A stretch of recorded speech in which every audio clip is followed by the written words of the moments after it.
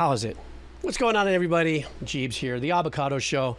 I'm the Abba, the streamer of the Cados. So it's the Avocados Show. You know if you know. Very slick little breakdown of my show name by Aman. Anyhow, welcome everybody. It is Wednesday. This is an official hump day. Usually just a streamy, cheesy wheelie day. But I do have donos that are backed up. I'm going to see if I can't do a half as long as I don't get any 45-minute requests. Jesus.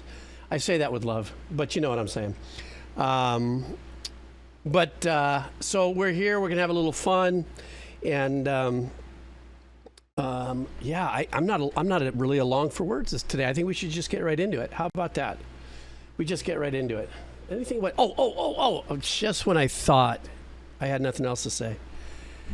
I'm going to level up to a new video game, guys. So this might not work because this will go on a VOD a little later, but just in case, I'm looking to play like an Elden Ring or a Skyrim or a Dark Souls. So on our Discord, there's a little poll where everybody's like, for beginner noob style thing. So if you're not on Discord, you're watching this on YouTube, the links are all down below if you want to join us on Discord and get involved in trying to protect this old man at all possibilities, because I'm just like, yeah, what do I do now? Plus a bunch of other old man shit that's been going down. I'm just saying. So, excuse me. So, yeah, that's my story. I'm talking and I'm sticking to it. Yeah, Scorpius, I'm working on some things here, trying to mitigate some things so we get a better management on something like that. All right, guys, let's go ahead and start. We're going to start with our donos incrementally. And these first 8 that are coming in are coming from the 17th of this March. So let's go ahead. Let's hit it. First one is coming in from A Coral Reefer. I don't know if A Coral Reefer's in the house, but we are going to be doing a song called Rome Zwei. I think Rome Zwei. Hey, there you are, Coral Reefer. We're starting off with you. The name of the band is Joyhauser. And the message is, hey, Jeebs, another track I really like in the techno scene.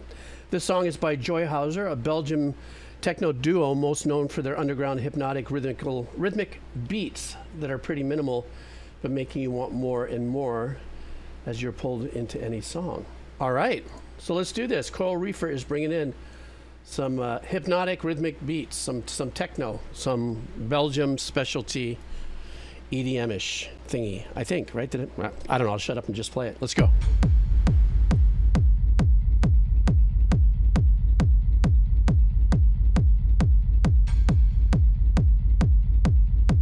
Let's go with that classic rave kick. Thumpy, that thwunk, thwunk, thwunk, thwunk.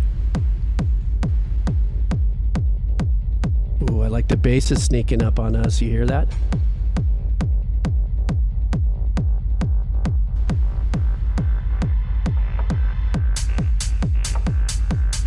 Funny, the emojis in the chat are in the same rhythm almost.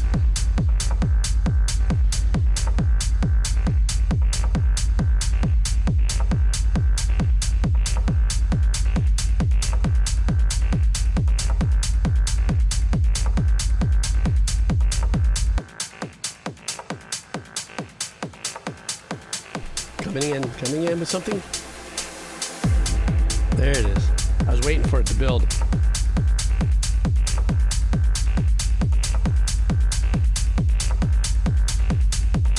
That nice lower sequence, at first I thought it was a bass, but it's more of a darker lower arrangement. I don't consider this quite as a bass arrangement. I mean, it could be, but from where I'm listening to it right now, there's space for a bass line. Maybe that'll come up later.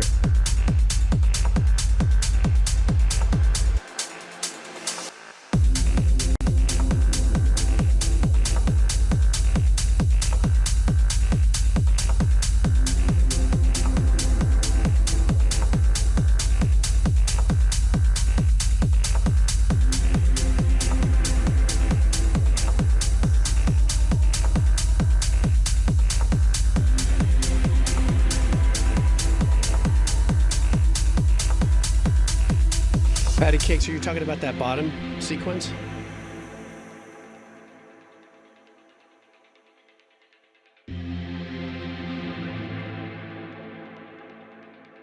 I like how they leave just a little tick, tick, tick, tick, to keep you there.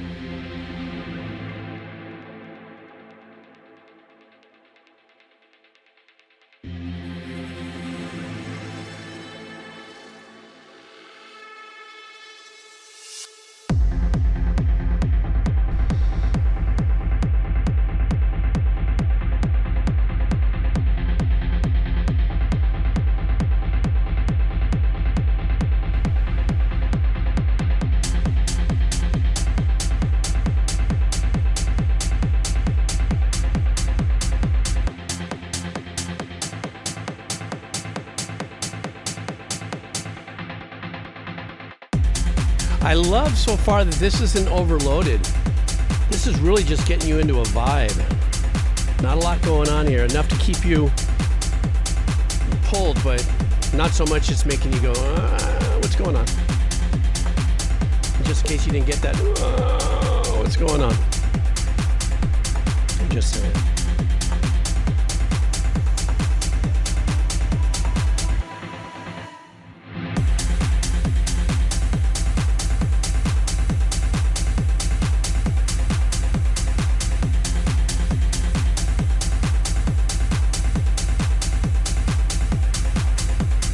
Ginger is the ambient aspect of this, what makes this trance, and it steps away from being rave or anything because it has more ambient stuff there. Like as far as reverbs or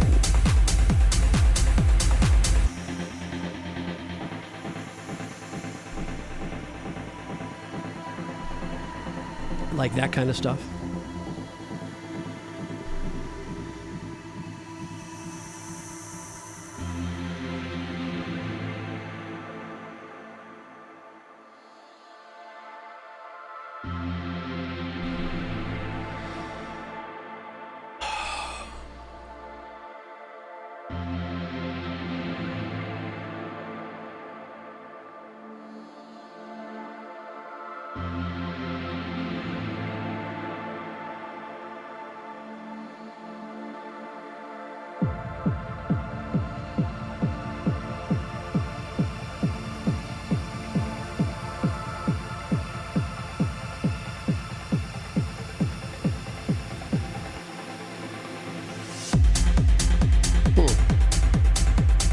I have to admit, this is probably the most subtle sounding track, be it trance or house or whatever. And I'm really kind of mesmerized by it. I'm usually by this time hearing, you know, all the stuff that they throw in there, you know, they kitchen sink it. This is nice. This is great for a deeper groove, except for me talking over it.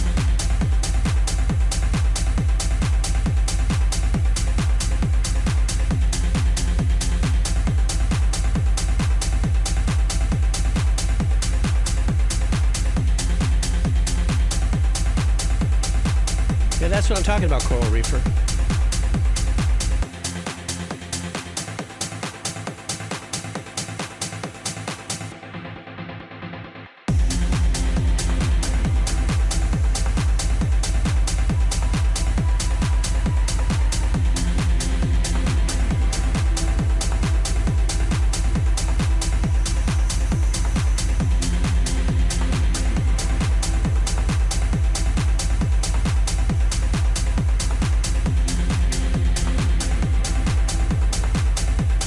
That's a very good point, Soundgarden. No pun, but you get it, sharp edges point.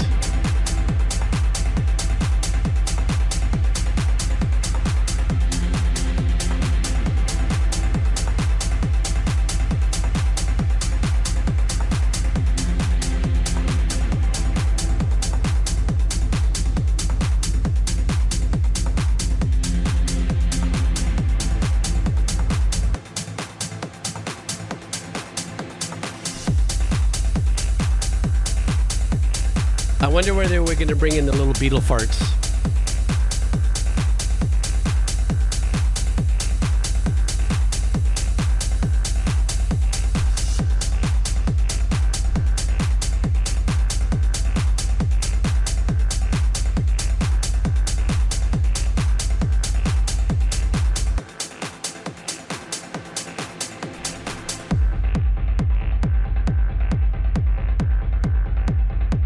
I love the subtle sound design percussion behind the kick right here.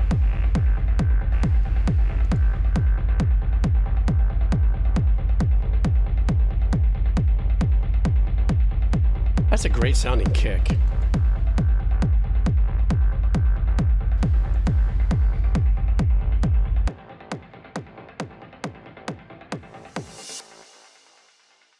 So that was Zwei by Joyhauser.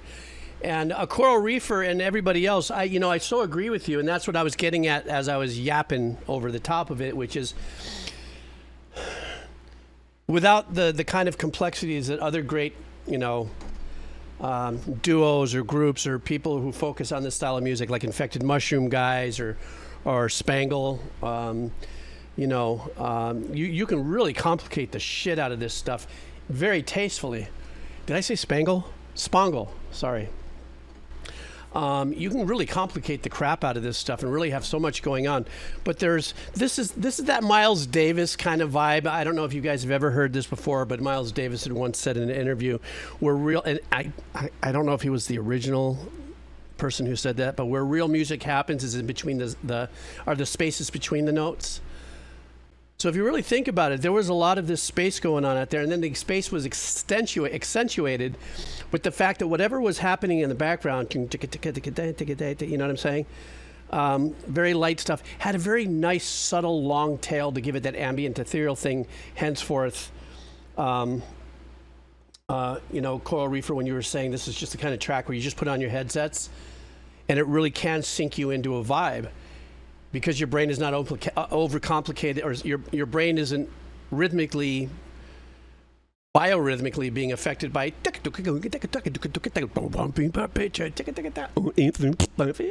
all the things that can happen. So this was a really super great track and a super great way to start the stream. Thank you so much, man. That's what I'm talking about. Yeah, you're right, Coral. What you just said. Right there. Okay, the next one up is our friend, the kebab seller. We know he's busy right now, and he likes to come in and check out the streams a little later. Kebab, how you doing? I hope you're doing well. So we are going to be doing an anime called One Piece. Oh, didn't we do another one of his just earlier in the earlier stream today? This was so magnificent. I remember the classical approach and the orchestral work on it. So I definitely know where I'm getting ready for something, or maybe not. His message is get ready for a whole lot more One Piece tracks. This theme is usually associated with the character on the top right. So maybe it's the happy guy on the top right. Kebab seller, thank you so much for bringing this in. Last time I lost my noodles last time. It was so beautiful. All right, here we go.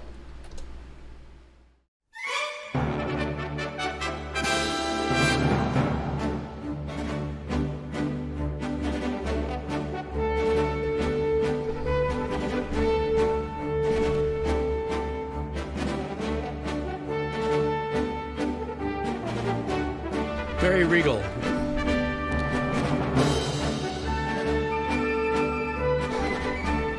I love the piccolo line.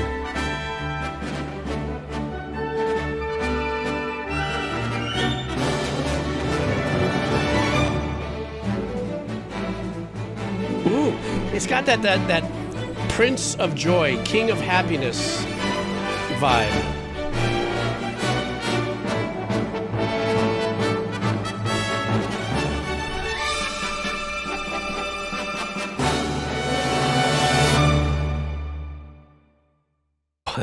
I love that.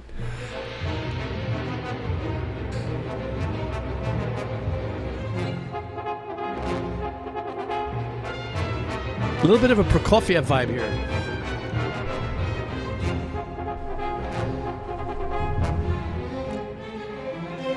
So this must be a very challenging scene or something, or maybe being chased by something dark and heavy. Or possibly a battle.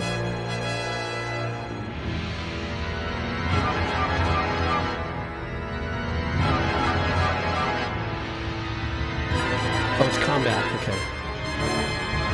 Hey, DR, how are you, buddy?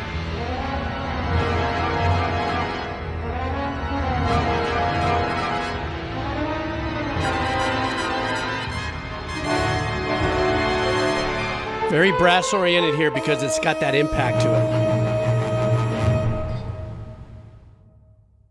it. And he wins the battle.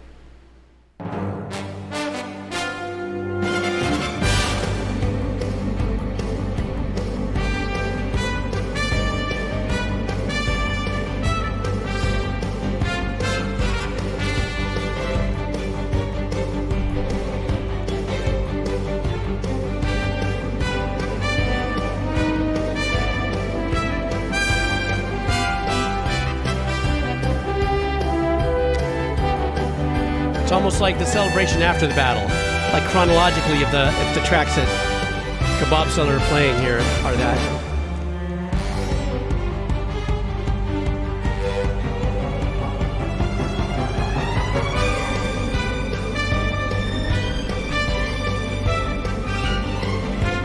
So playful, even though it's energetic and it's big and bold.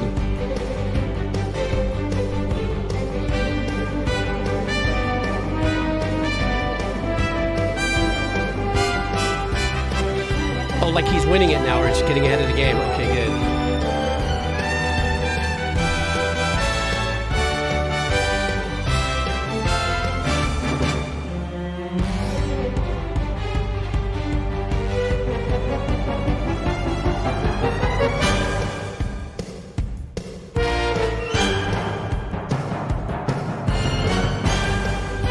That kick snare, I can't tell if it's post or after.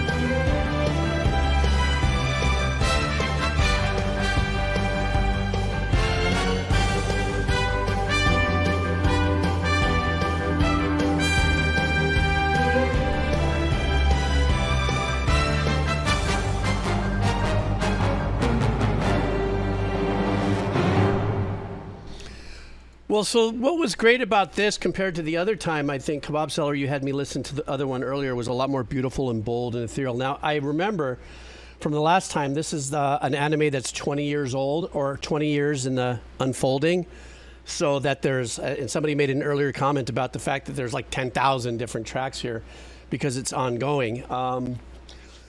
This particular run of tracks, Aman had said it earlier, I kind of mentioned it earlier, very, very brass heavy, or like Aman said, you know, doing the heavy lifting. I think brass is synonymous when you've got really big, if you got a really big fat brass. A lot of times in this capacity, it has to do with either celebration or battle, very powerful. Not saying that you can't use brass for, you know, subtle, beautiful things, but in this capacity, the tracks that we just listened to, starting off into a battle, and then apparently based on people who know the anime, this last part of it, minute and a half, was more like making it through the battle. Things are looking very positive and all that. The one thing I want to ask you guys here on the stream, so some of these pieces were like a minute and a half. So are you saying that for like a minute and a half there's battling and dialogue and all kinds of stuff going on? Because these do have score-oriented opens and endings. You know what I'm saying? So, so they are. Okay, so they're fairly long.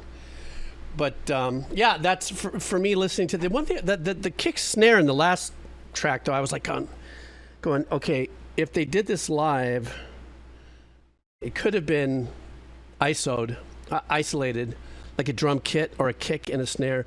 But, you know, percussionists in an orchestral setting can take the bass drum and actually mute it and get certain sounds out of it. But I don't know, it sounded like maybe it was put in after the main composition was finished. But still, to me, I still stand in awe of these two composers, I guess, is Kohei Tanaka and Shiro Hamaguchi. I just stand in awe of their ability to pump this stuff out. It's just like Carl Stalling. Does anybody know who the composer Carl Stalling is and what it is he's well known for? Anybody? Anybody? Bueller? Exactly. Talk about, is it Stalling or Staller? Stalling. Talk about having that kind of ability to write music for the cartoons from the era that is of 20 some odd years of Looney Tunes and stuff like that. That's just mind-numbing. You have to. You are an extremely talented composer with ADHD and every other, decided not to take your meds kind of thing. I'm just saying that as a joke, but I'm just saying, what kind of mind do you have to churn this stuff out all the time at this capacity? Is mind-numbing. So, anyhow, let's continue on. Thank you, Kebab Seller. Next up, we have the driver. The driver would like us to listen to. Alrighty, this is a band, I believe, called Jai Paul. The name of the song is Jasmine. So the message is, this song is one of the many included in Grand Theft Auto 5's in-game radio stations. The song takes on a more somber, dark vibe than other tracks featured in the game. However, it's not used for any particular cutscenes. Oops, sorry. It's simply another song that the player can come across.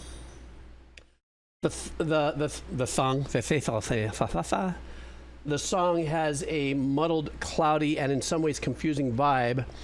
The pulsating bass being the only part we really clearly hear. That, along with the artist's almost indiscernible lyrics, lead me to think that this song came from the headspace of sorrow, regret, or even depression after a breakup. Probably someone named Jasmine. Either way, I find it an interesting track. All right, the driver. Let's see what we got going on here. All right.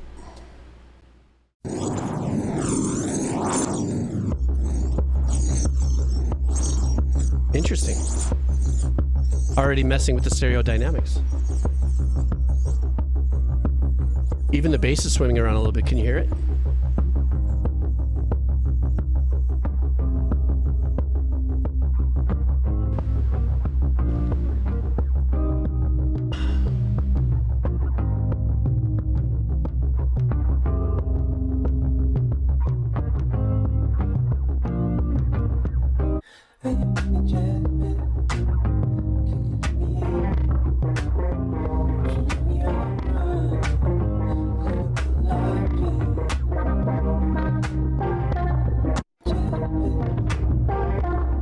Kind of a lo-fi trippiness, yeah?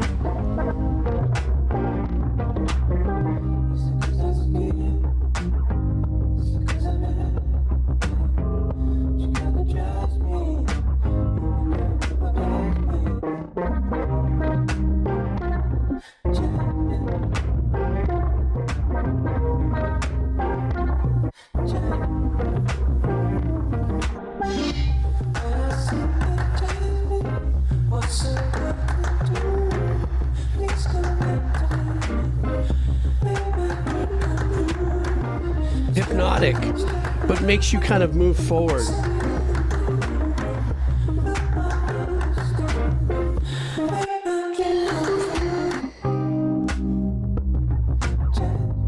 God, I can't remember. Did he say this was for a game? Well, it says here that it's just a demo, so maybe this is not have anything to do with any game or anything, but it is, okay. Oh, that's right. But I can imagine this is great for doing something like you're driving or something, or hunting something down. It doesn't have an intrusive vibe. Kind of keeps you in a pocket, kind of like a mischievous looking for shit stuff.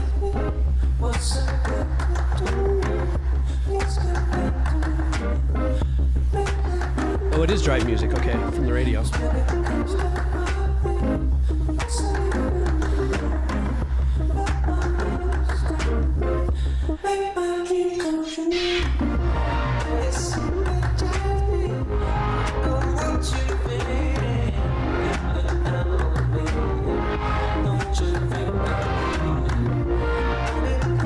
Nice, creative.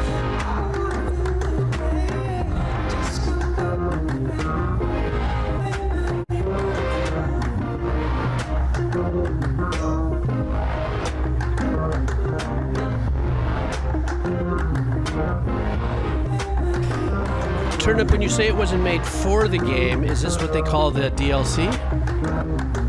Did it come later? Or are you saying maybe they licensed it out, like it's a source music like they do in movies?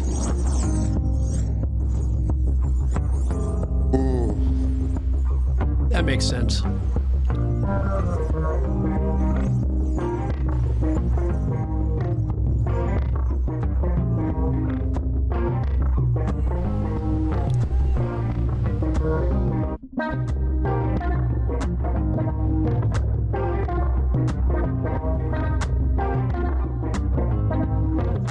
God, 1 a.m. coming in hot.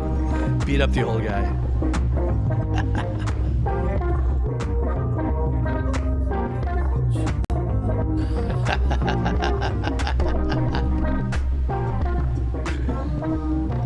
This gets kind of funk vibe. Sexy right here. So, because I am old and I do forget, and I always can count on 1 a.m. and you guys to kind of bring me back up to speed, do the heavy lifting on my brain cells falling apart. So, as I recall, this game, there's a lot of driving involved in it, obviously. So it has radio stations. Can you, in the game, can you choose genres of the radio stations that you would be into? Or is it like you just have a set tracks that you just have to, you go with, you know? Oh, you can set genres. Okay, so if I liked hip hop, I could choose hip hop as a genre and program my radio in my car to go through those tracks. Or if I liked metal or heavy metal or anything like that? Is it something like that, or is that a little more? You know? Oh, it is. Okay. Well, I know it's called Grand Theft Auto, but I don't know exactly how much driving is done as much as it is stealing cars. I've never played it. Is Grand Theft Auto about stealing cars? I mean, it would make sense in the title. So I don't know how much time they're actually spending driving. If it's like a driving thing like Crew Fest or those other ones, and you're spending 80% inside the car driving, or if you're spending most of the time outside fighting and beating up, you know, kind of thing. I see. Oh, you can drive too if you want. Okay, so you have that option. Ah, okay, gotcha. Thank you. I've heard a lot about Grand Theft Auto, but at the same token, to tell you the truth, what I've heard about Grand Theft Auto before I even did any of these reaction things way back in the day is that Grand Theft Auto was like, you know how the media likes to spin shit? Oh, kids are watching this thing called Grand Theft Auto, and now they're out there doing this. You know, like CNN when they oogie boogied the internet, you know, and they oogie boogied everything that they did. You know how they do things? They come in really hot with the stupidity. Oh, this is influencing our kids to become killers or take chances with their cars and stuff. You know, yes, corrupting the youth. They're the ones who corrupting the youth, not us. They're the ones pointing their fingers going, crap. Anyhow, whoops, tangent, won't go there. Hi, canceled, count me in for 2. Anyhow, I was just saying. So, yeah, exactly. That's what I'm saying. I stopped corrupting us, Jeebs. Oh, no, I know corrupt.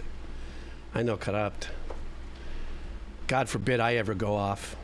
Almost a couple times, huh, guys, here on this stream. But then I'm able to turn that discursive voice down, bring us back down to a beautiful place of music where we can enjoy together and be as one in the joy of music. Oh, sorry.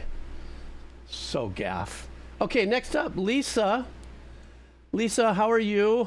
I hope you're doing well. I don't know if you're lurking. But speaking of metal, we are. Save those trees, save the bees, save the fleas, save those snails. You remember that from George Carlin, anybody? Hi, Lisa. Oh, you're lurking? Okay. Well, here we go. We got ourselves some punky. Death by Stereo. Ooh, I like this. Okay, so the name of the song is 91, and the message is... Hey, maybe it's a good time to remind you of one of my favorite bands. This is off their second album, Day of the Death, released in January 2001. I picked it up on release date and have never once left my side. To this day, the album is my favorite hardcore punk album ever. From the performances, the evergreen themes, the emotion, the craftsmanship, the tone, the production, there's not a single flaw to be found, and it's a timeless album. This track encompasses everything great about the album and gives each musician a space and a spot to shine within the track, and everyone nails it, and production makes sure we know it. Can't praise this album enough. Absolutely a must listen if you have even a passing curiosity in hardcore, metalcore, or punk. And I'd put them right up there with System of a Down as far as defining genres rather than being genre defining. Ooh, well said. Oh, geez, you also put in the lyrics here. Well, I'm going to read the lyrics while we play the music here for everybody. All right, this is coming in from Lisa. Okay, here we go. Let's go.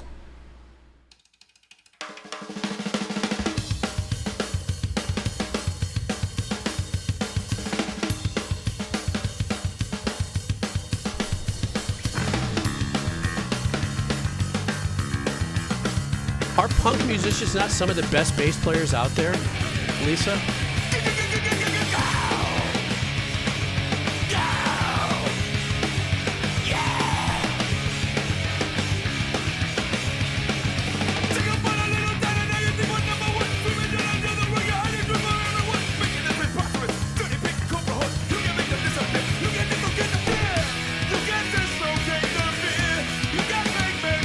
God, you're right.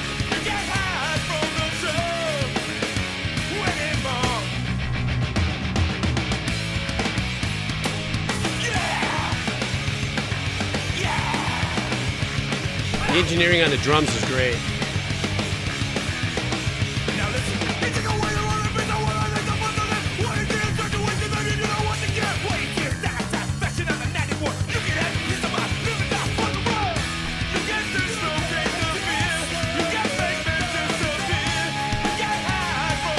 I love the background answer back on that.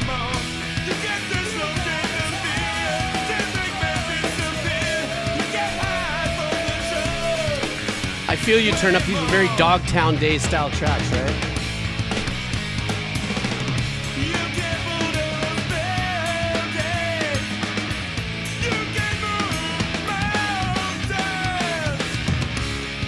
Wow, these are great lyrics.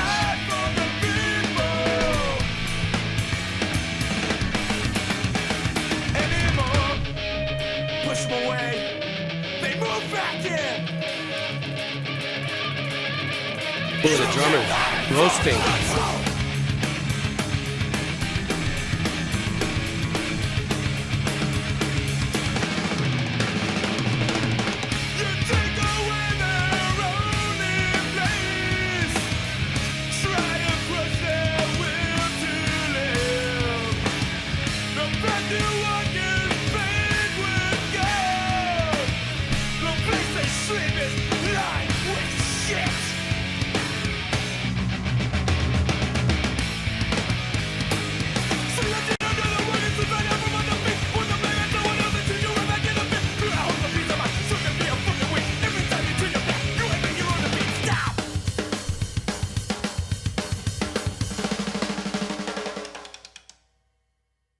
Whoa, that was a badass ending. Seriously, no shit. I don't think I've ever heard anything like that. Well done. Well, you know, I started in on the drum with the drum sounds, and then the drummer was killing it. I am so serious about what I said that I think in my experience of listening to metal tracks way in my later part of life, especially punk, I've really come to the conclusion that, well, all the musicians in punk I've found are extremely talented, and you have got to be such meter hogs, if you would. And I say that in a way where, like, your meter has to be spot on. And everybody's relying on everybody, the drums, guitar, bass, vocal, and stuff like that. So an extraordinary type of musicianship out of punk musicians, and especially the very fast performances, your meter's got to be tighter than a squirrel's ear. And some of the slight fluctuations of it is what makes it even more powerful. And then the other thing is, too, is I really never get an opportunity to listen to the lyrics because, you know, when I listen to something to a first time, I'm trying to catch it. But having the lyrics here in front of me, once again, is kind of like what's the word I'm looking for? A commiserating sense of heaviness, because truly I'm a much heavier person than people know when it comes from shit that's going on in the world. And I read lyrics like this, and I was like, yeah, see, we need, like, there's room for a lot more of this right now. Like, you know, stepping away from, you know, I think we need bands like this right now with this kind of messaging and stuff, or at least to help common folk airball, you know, emotions, you know what I'm saying? The hooks in this track had a musical quality to it, and that's when the guitar players were, you know, they weren't doing any fast, super fast eighths, 16th. They're just holding down the chords and plugging them in every quarter note, you know, the changes and stuff. And I think finally one of the things that I've really found myself enjoying about the punk scene is that melodically, the singers, a lot of times, they are in their keys and stuff. It's not like for instance, metalcore, what do you call it? The growling thing. That there's always a sense of melody somewhere in their tone, even though it sounds like they're just, you know, doing more of a heavier slam poetry. They may only stay in a particular zone, you know, like through the verses, but there's a propensity to light up much more of a melody in their hooks or in their pre-choruses and stuff. So thanks, Lisa. You made me did too much talking. I did too much talking. I talk too much, but that's how I felt about it. Thank you so much, Lisa. Yeah, it does. You're right. It takes that kind of substance. True, Amon. What Amon said right there. Takes substance to do the musical equivalent of screaming and sprinting at the same time, you know? Okay, here we go. Next up.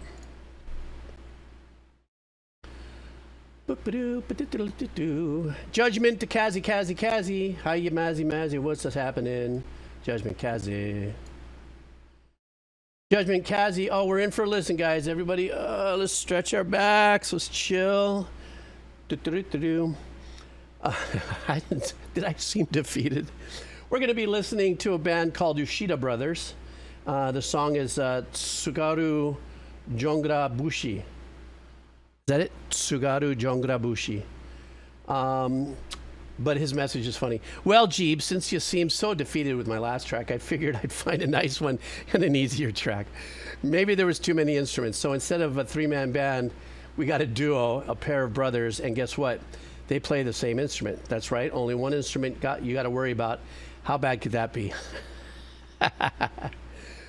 They play the same instrument. That's right. Only one instrument got to... Oh, no, I just... So these brothers are the pair of the world-famous shamisen musicians. Shamisen musicians. And they're here, and this here is a live version of a piece they called Yongara Bushi. The Yongara Bushi is one of three pieces of Sagura's such. So you make me listen to a thing that's loud, but you make me pronounce all this stuff. Now I'm stressed. Infused with their own style, becoming a venerated shamisen musician in the eyes of their master, as Japanese society loves to do. Here you will see just how different one piece of music can be when played by two different people. There will be consistent leitmotifs. How else would there be the same piece of music? But each will truly be distinct. Here's hoping this time you aren't left dead, Jeebs, walking after... Bruh. Okay, here we go.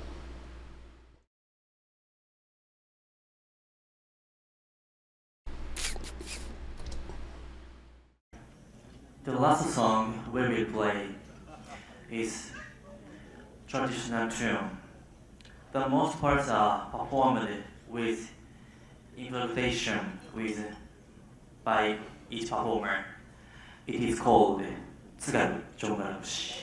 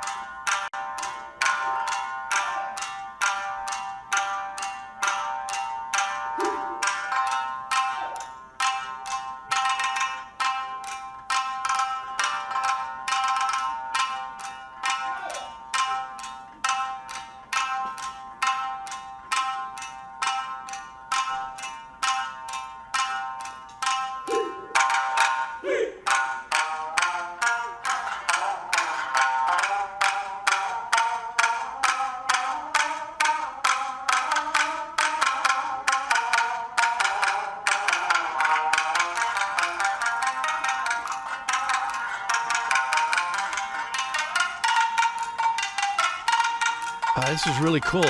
You notice on their right hand where their pick paddle is, there's that motion from getting closer to the neck and then more back into the bridge, I think, to bring out different percussive elements on their pattern. Oh, Van Halen move.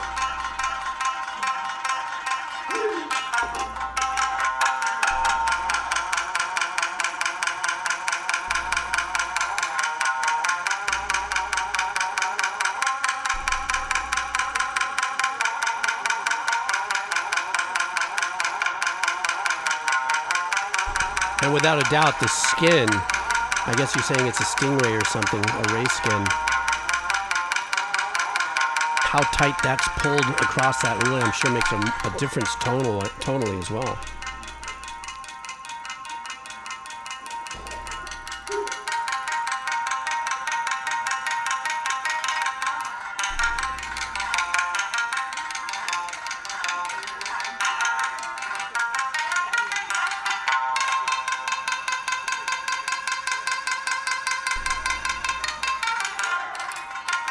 I'm not buy my guitar. Amon, if you buy something, can you tell me what the root is? Dum dum dum dum. I'm thinking it's a D or in C. Yeah.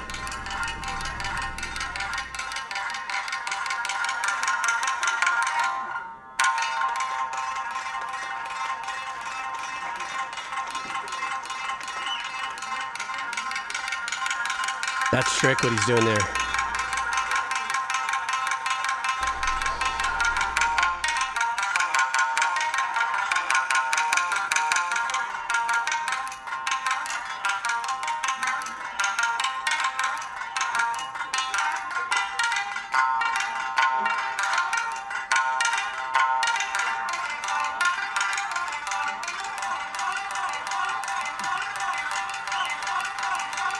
Bruh, that's badass.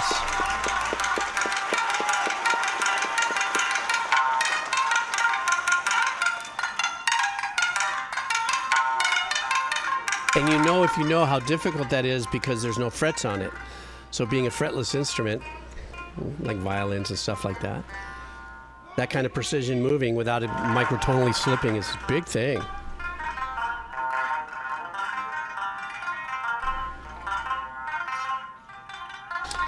I don't know what the tuning is, but Amon said that it's in the key of C. So that would be like the lowest note, it sounds like.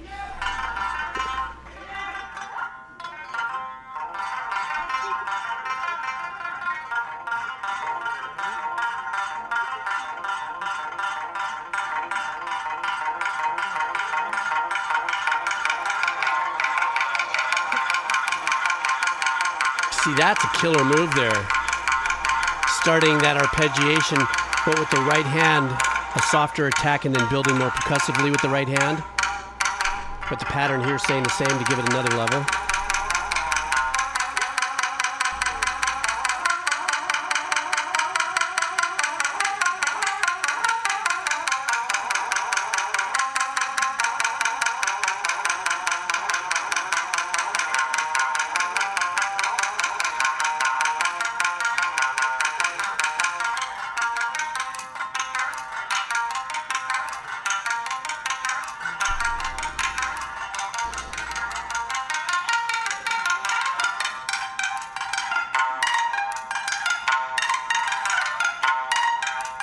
Oof. My question is, are these musicians taking the instrument to a new level with what I'm hearing? Obviously with roots from older traditional, or is this still kind of a pattern respect for traditional performances on this musician instrument?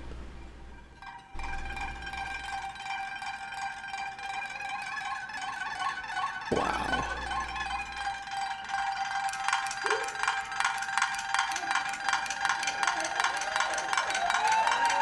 Yeah, that's some pull-off work there.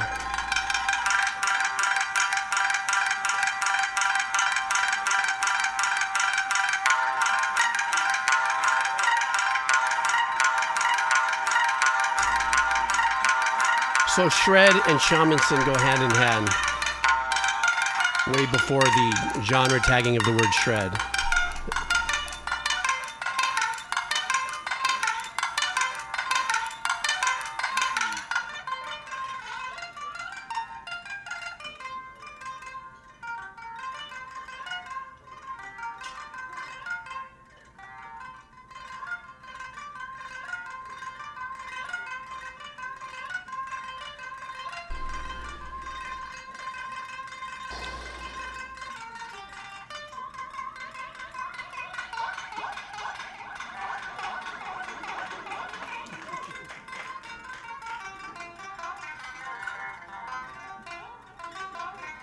You know, somebody like Guthrie Govan, if he was sitting next to me and we were watching this together, we'd be doing stank face. So even he would be going, brah.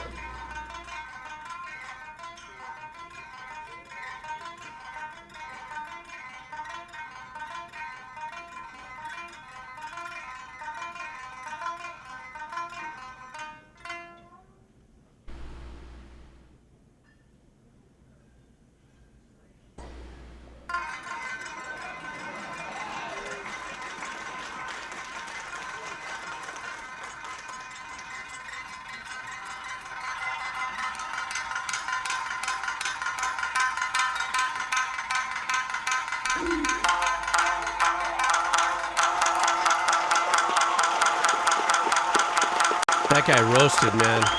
What a great performance.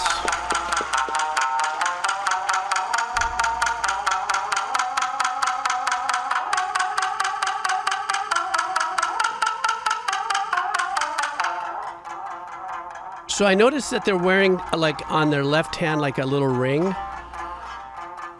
Or maybe it goes between the thumb and the pinch finger, if that's part of the instrument accessory of sorts. You see it?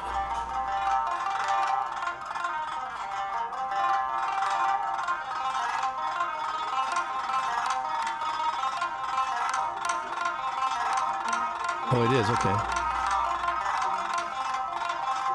Such little movement, such finesse, but such a shreddy. Jesus.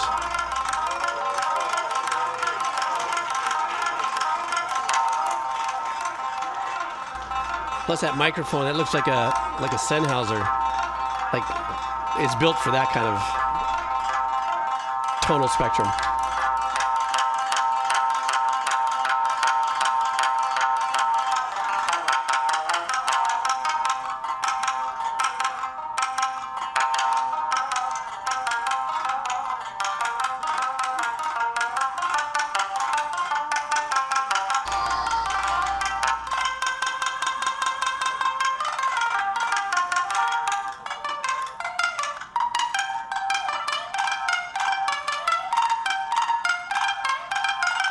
Jeez.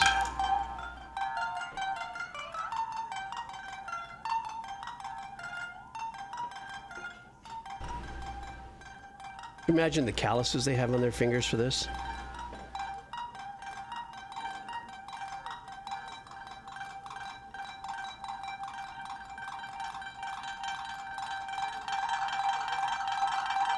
Look at that.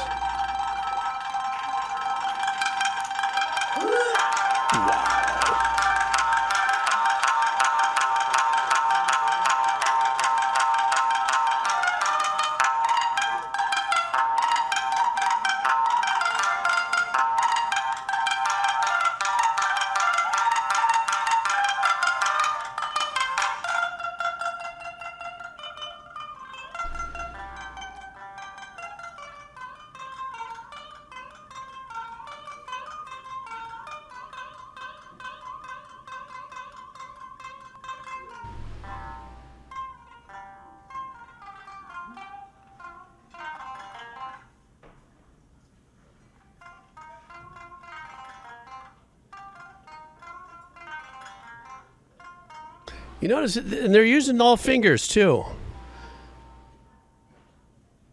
I know that might sound like a stupid thing to say, but I'm noticing that pinky does come into play quite a bit.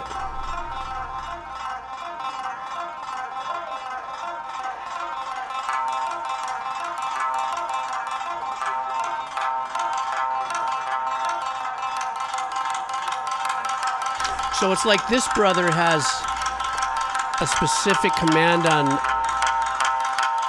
a set of dynamics, you know, with his right hand performance and all that. I'm not saying better or less than the other brother, but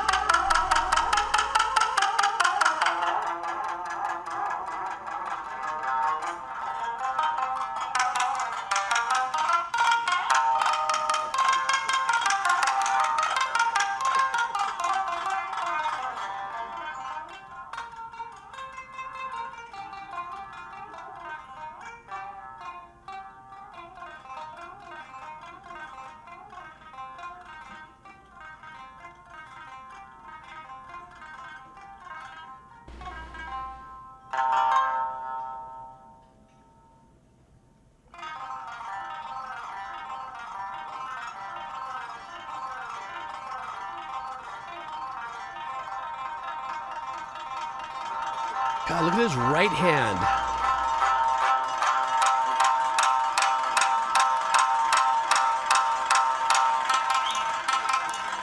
Left hand with those pull-offs.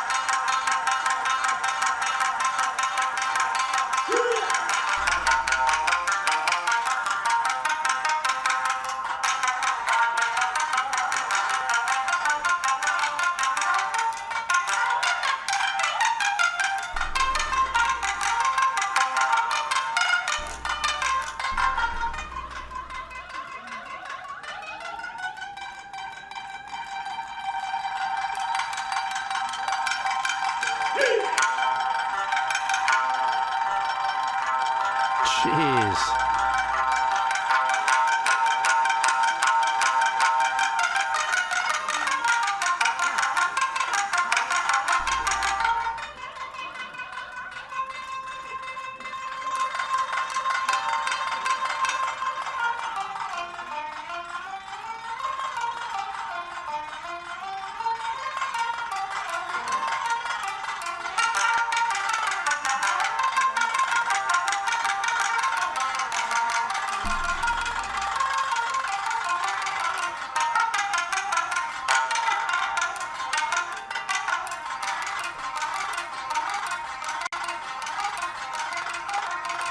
And they seem young too. That's even the more wonderful thing for me as an old fart.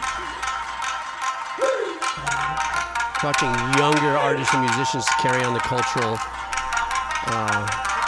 instrument vibes.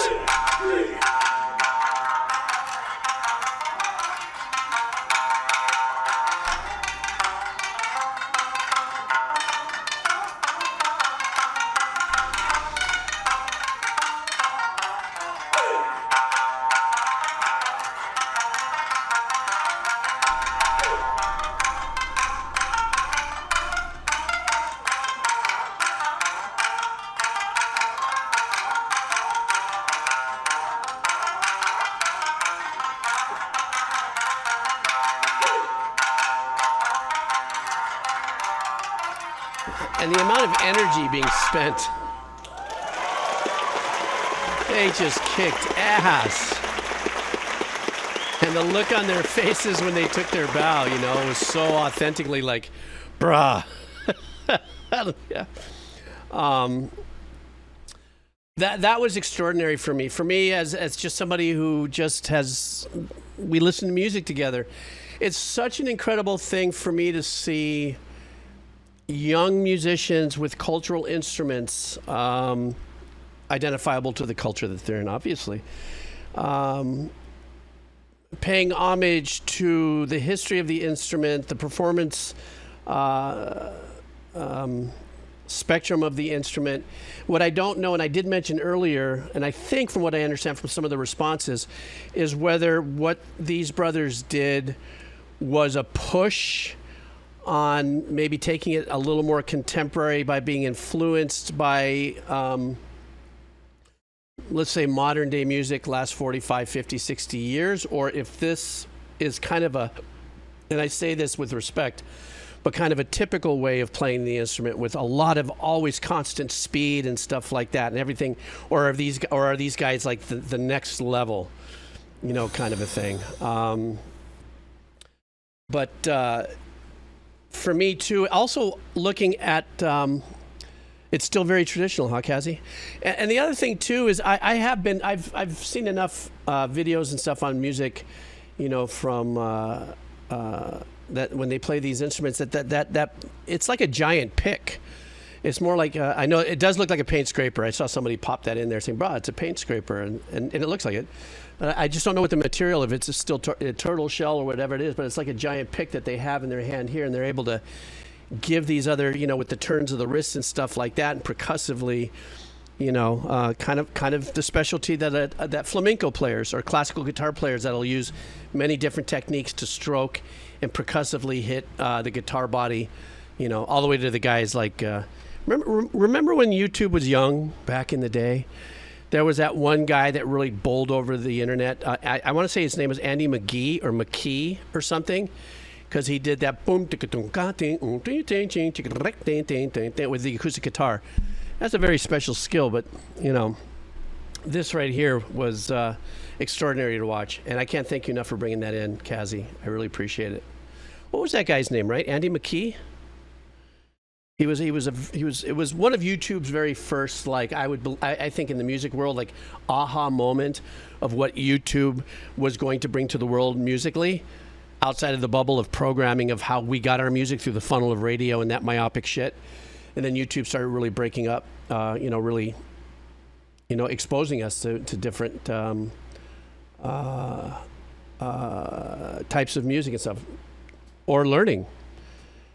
Yeah, underwater. That's how I felt. I felt like, yeah. Well, no, Lars. I don't know. I think I don't want to say anything about that.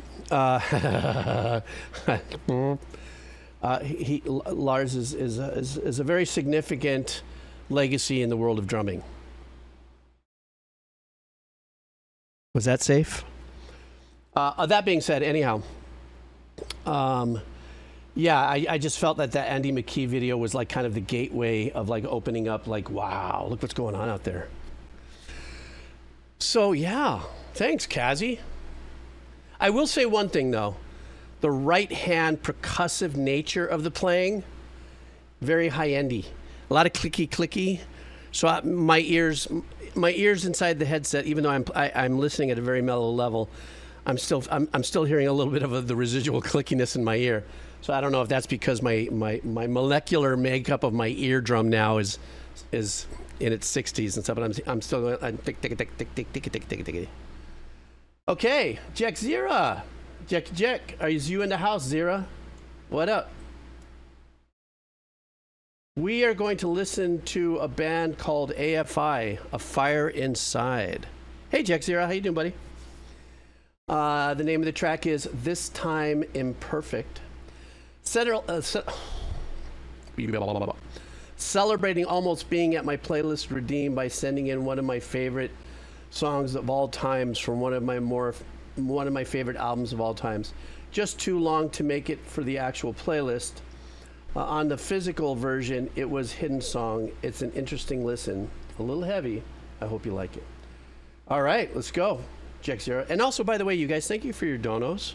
I've been remiss and have not been mahaloing you for your kind donos, too. That's very nice of you.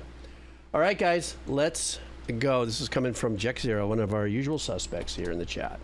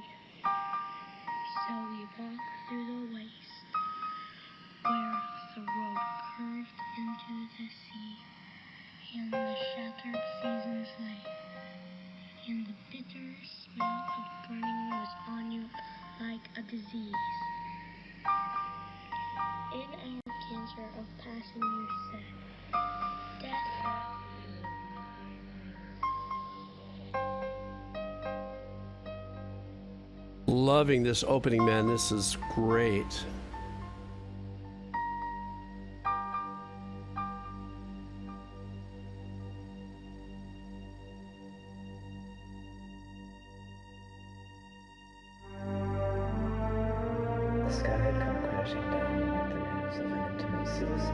Oh, wow, what a beautiful old school analog sounding synth. Shapes of stars that were like an antique wedding dress. The echoes of the past broke the hearts of the unborn as the Ferris wheel silently slowed to a stop. A few insects skidded away in hopes of a better pastime. They kissed you at the index on the ball string.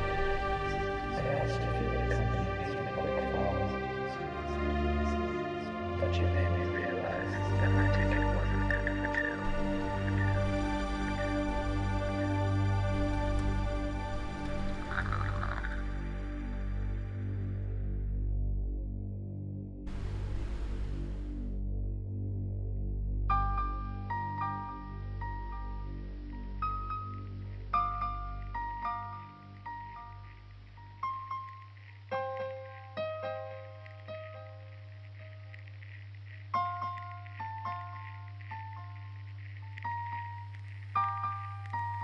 You said, the cinders are falling like snow.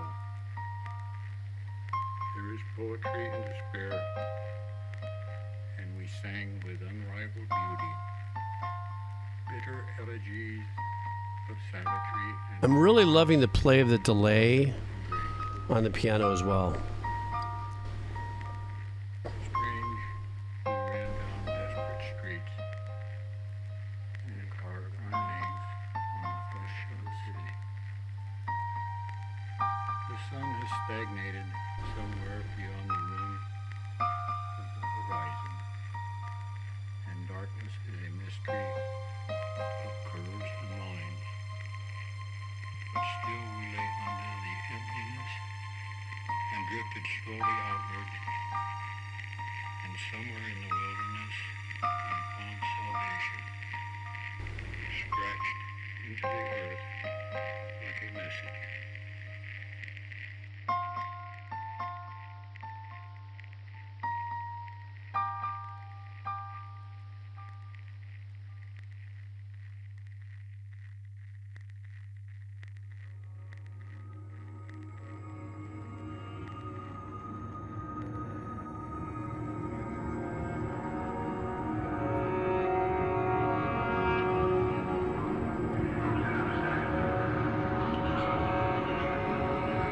Giving me kind of Dark Side of the Moon vibes as well.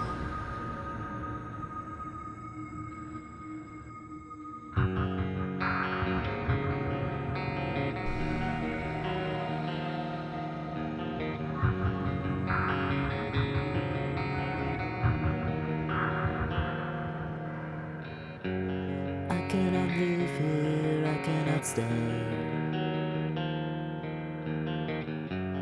Forever haunted, more than afraid. Asphyxiate on words I would say. I'm drawn to a blackened sky as I turn blue. There are no flowers, no, not this time. There'll be no angels gracing the lines, just these stark words. A little bit of the same tone as the Green Day singer, just a little bit. The way I hear it. I'd show a smile, but I'm too weak. I'd share with you good. I only speak just how much this hurts me. Ooh. Great engineering on those toms on the drum kit.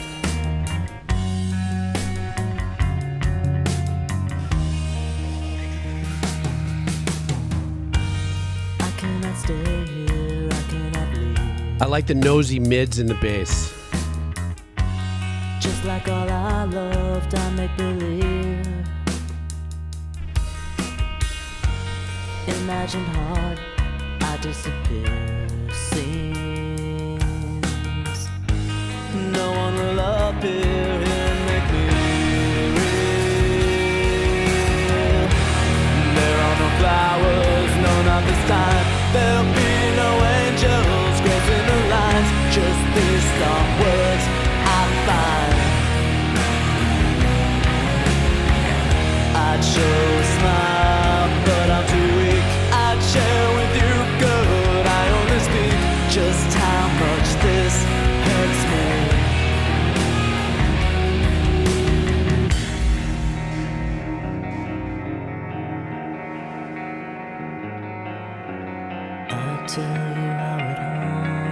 I love that everything about the ambience and ethereal is being produced by the reverb on the guitars. It really makes a difference. I'd tell you how it haunts me. You don't care that it haunts me.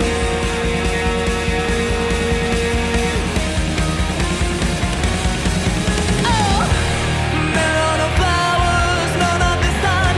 There'll be no angels scratching the See, here's where we get Getty, right? Getty Levi.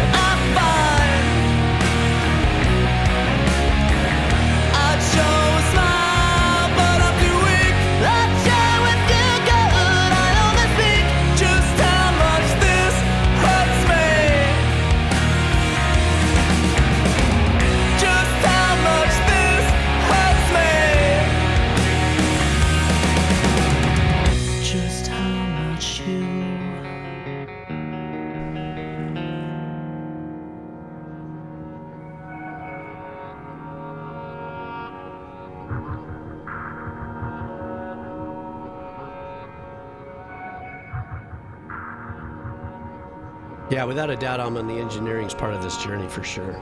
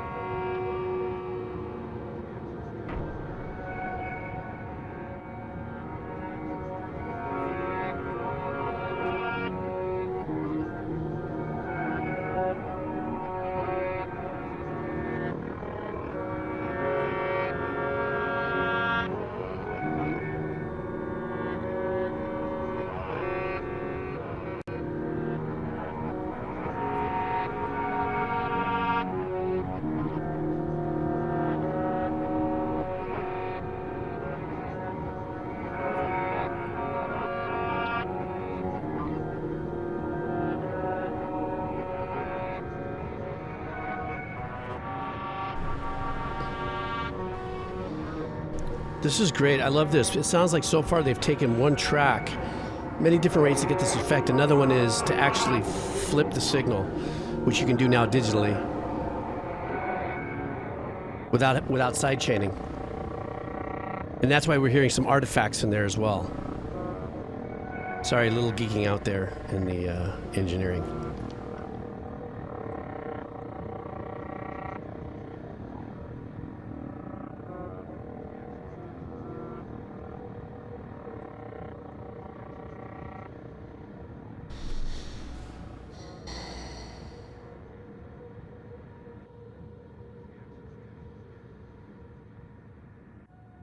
I think that's that. Check Zira. Woof. So are you saying that we're coming to bat as soon as you get your channel points? You're going to join me and we're going to do a big run on this. I hope so. What a great... This is just one of those tracks where, you know, if it's 8, 10, 12 minutes long, that it's more of the journey and the experience that the composers, arrangers, musicians, artists, etc. want to give you beyond the myopic, you know, experience of a 3-minute hit song with the hook being played 3 times with a verse and a solo and a pre-chorus and a bridge and all that. This is, to me, the long-form joy of what music really is. And I think that's why we're all just geeks about it here, you know, because we're going beyond the, hey, pop song, let's do this. This is wonderful. Not saying that I'm not doing that to be a dick. I'm just saying that kind of, you know, expression of music and stuff like that is, you know, what do we call it? Not a project album. What do you call that again? An album that has, help me with my brain, people, please. A development album? What do we call that? Concept, thank you. You guys are good to me, man. You guys don't laugh in my face too much when I forget shit. So the concept, you know, it doesn't necessarily even have to be a concept album. A song within itself can be conceptual. It could be a nice little middle piece, even if the other songs might be shorter and fun and lighthearted. But if you throw one of these things in the middle of an album or something like that, then you get that, you know, that opportunity to really glide into a story, especially if, you know, most cases songs like this, Jack Zera, I think is probably something that you marinate into once you buy the whole album, and then you find this as like that secret hidden track. I believe that's what you said in your message, did you not? I'm trying to remember. I think it sounds familiar, but anyhow, so yes, you can stay on top of my brain, you know. Yes, my brain does need a lot more. Trust me, my brain needs a lot more help. So far, I'm good at holding the dam back. God forbid I have a discursive blowout, you know, as I mentioned. Anyhow, Jack, hey, I noticed you went in on, you got your 40,000. Do you want to hang on to that for Friday's stream? Or are you going to try to pump that into what we got here? Because your song was requested last week that we just listened to. So I think Turnip or 1 a.m. may still be here, so let them know. Anyhow, thanks, bro. Next up, we have Mango on our Dono catch-up here. Mango. Mango wants us to listen to a game OST called... I know. I just realized that when I said that 1 a.m. Jesus, I'm just a mess. Yakuza 5, The Battle for the Dream. So, yeah, it has been a while since you've been in here, Mingo. Hello, it's been a year since I tuned in. LOL. I love the streams, man. They're chill, boosting my active request. Okay. The boss battle theme, or I'm sorry, the final boss theme of a Japanese crime drama video game series, The Dream, refers to the antagonist's passion to fulfill his father's legacy on his own terms and become a powerful figure, a legend in an infamous organization in the underworld. The only way to do so is to be the one who kills the legendary dragon in his path, which I take it this is what this is all about. Alrighty, let's do this.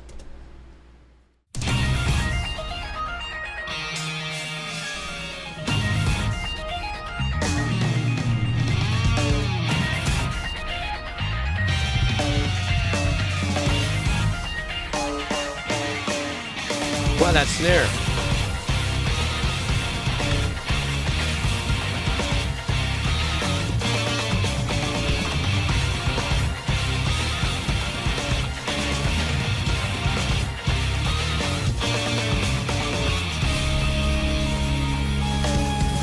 Really unique tones for this track.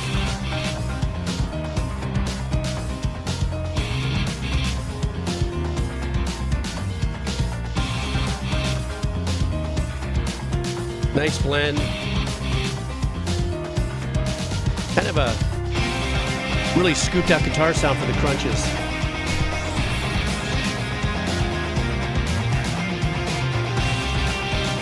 You hear the bass being real snickety-dickety creative in there.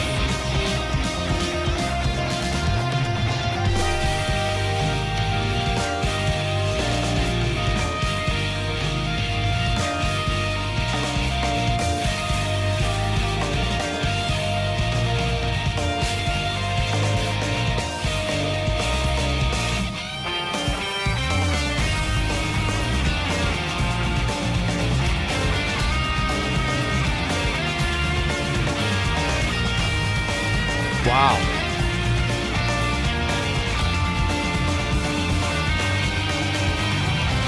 Everything in there, the piano, the string pad, the guitar, the crunchiness, the whole...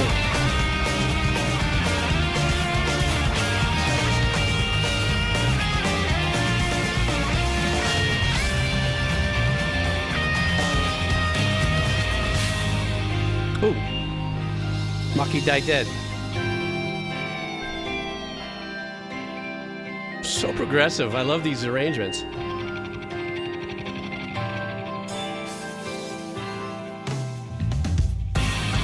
So by virtue of the animation, I'm thinking maybe this is older than 10 years, maybe?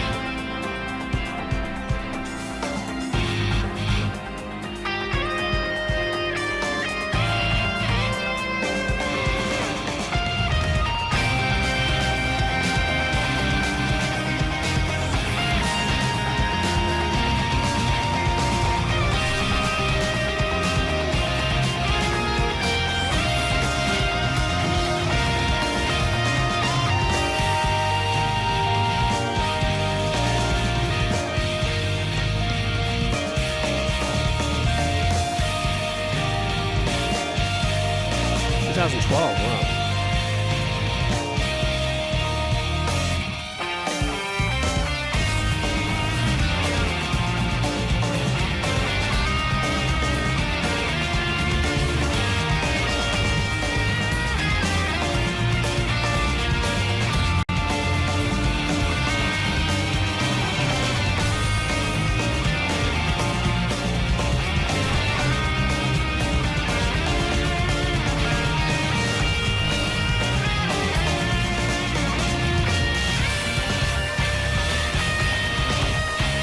Great punchy riffs in here, right here. No pun.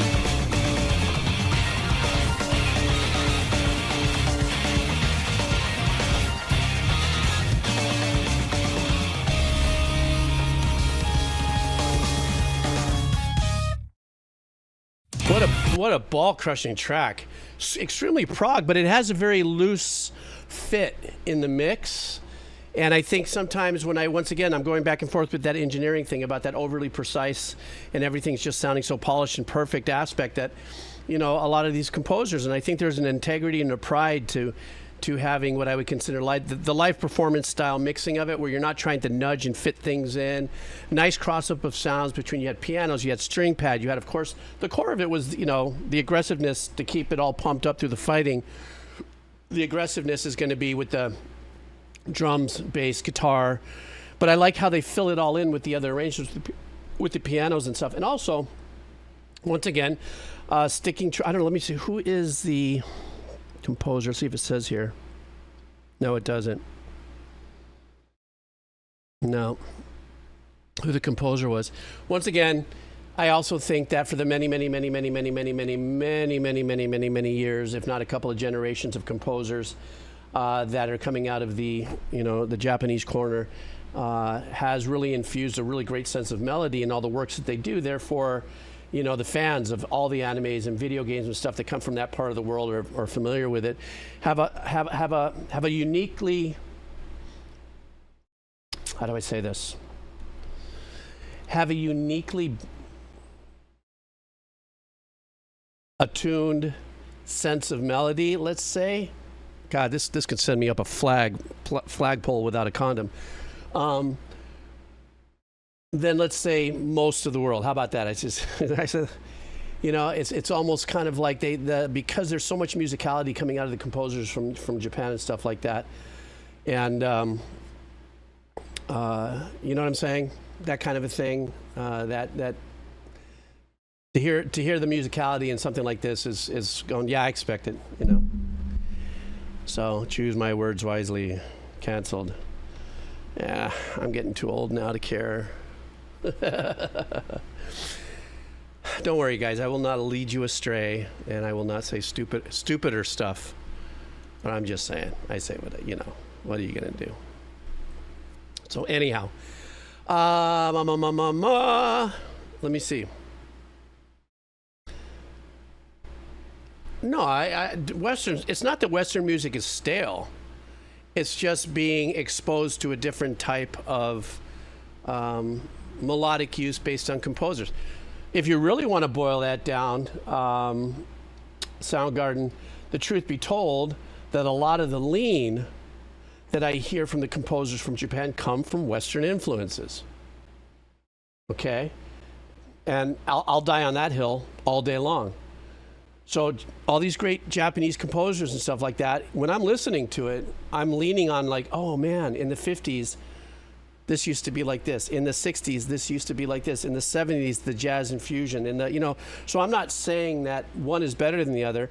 And I listen to a lot of these composers. I can hear where the lean comes from. I think what it is that I'm really generally saying is that to this day, the non-fearful way of composers, game composers and stuff and also song composers really for, J-pop, K-pop style stuff, are not afraid to continue to stay in these more melodic aspects of composing and stuff instead of what, let's say, America does, which is, oh, this works, let's all stay down this pipe and we're only doing this right now and this is what it is, and then, oh, this works, we're just doing this.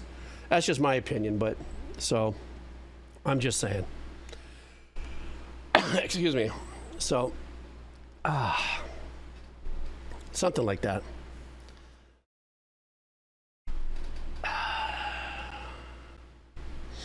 Hang on, let's see what Lisa... Yes, absolutely, Lisa. That's why I see a lot of conversations online when it comes to can anybody truly ever be original anymore? Because of the hundreds of millions of songs that have been written through the course of mankind, melody, and really, you know, that's when you hear certain musicians or bands or artists do microtonal stuff or very unique things. It's a combo of taking instruments and having unique combination of instrumentation and stuff. I think that's the continuation of you know, how we create music, because there is that point of diminished returns, you know. So yeah, Underwater Dojo, that's a good one as well. There's no two ways about it. When I listen to all the bands that I've been listening to, the live music of the Japanese, those very well-known jazz fusion artists, I can't help but think of all the 70s influence, including my uncle's band. You know, even though my uncle's band was not really super famous, like Weather Report and stuff, but Caldera had a huge influence, you know. And as a matter of fact, Hiroshima hired my father to do work back in their day in the 70s as well. As a matter of fact, my dad was on a Grammy track that they got nominated for. And so, I mean, that's just the influence coming from the Western bubble, but yet, you know, still running high and riding high on a lot of that stuff. So, anyhow, yeah, I'm talking bubbles. I'm going to keep rolling right now. Chaotic Old Boar, what's going on, buddy? I'm bringing you into the house. Are you here?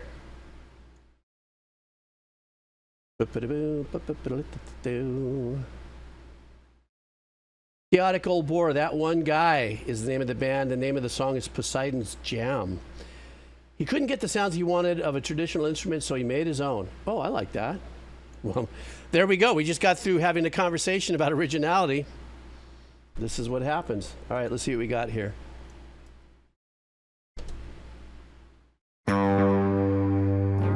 Oh, damn.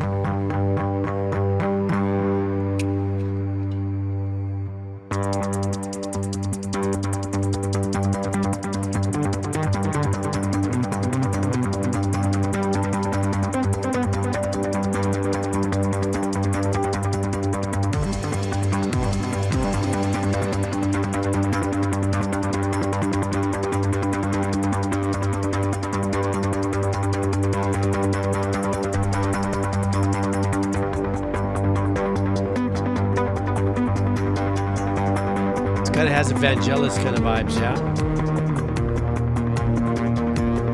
No, I think there's one string.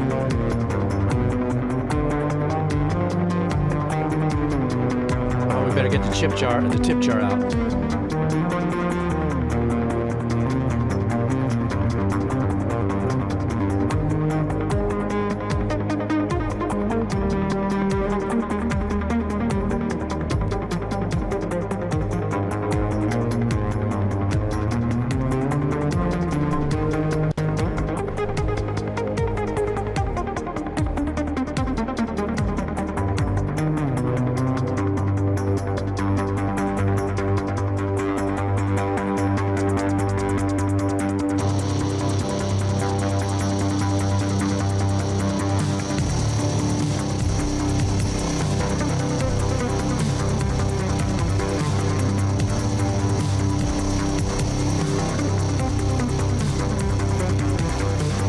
Damn cool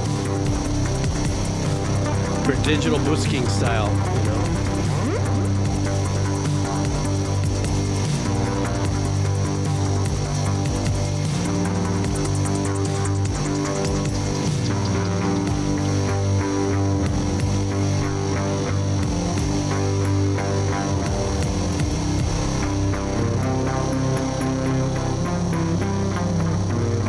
I agree with you, Roadkill.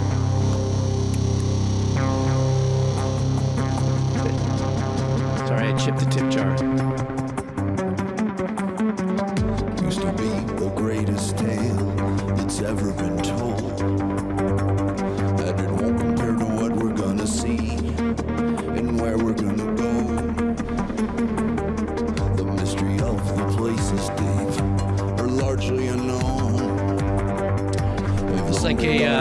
Trent Reznor Busker kind of vibes. That's a good thing. We've seen this in our dreams. I like the tone of his voice. It's the message that was sent. Never mattered what we think it means.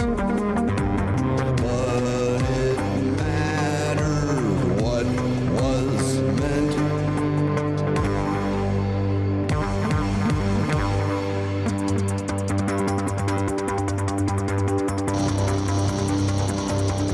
And we'll navigate our way to infinity. 'Cause the infinite's only in its infancy.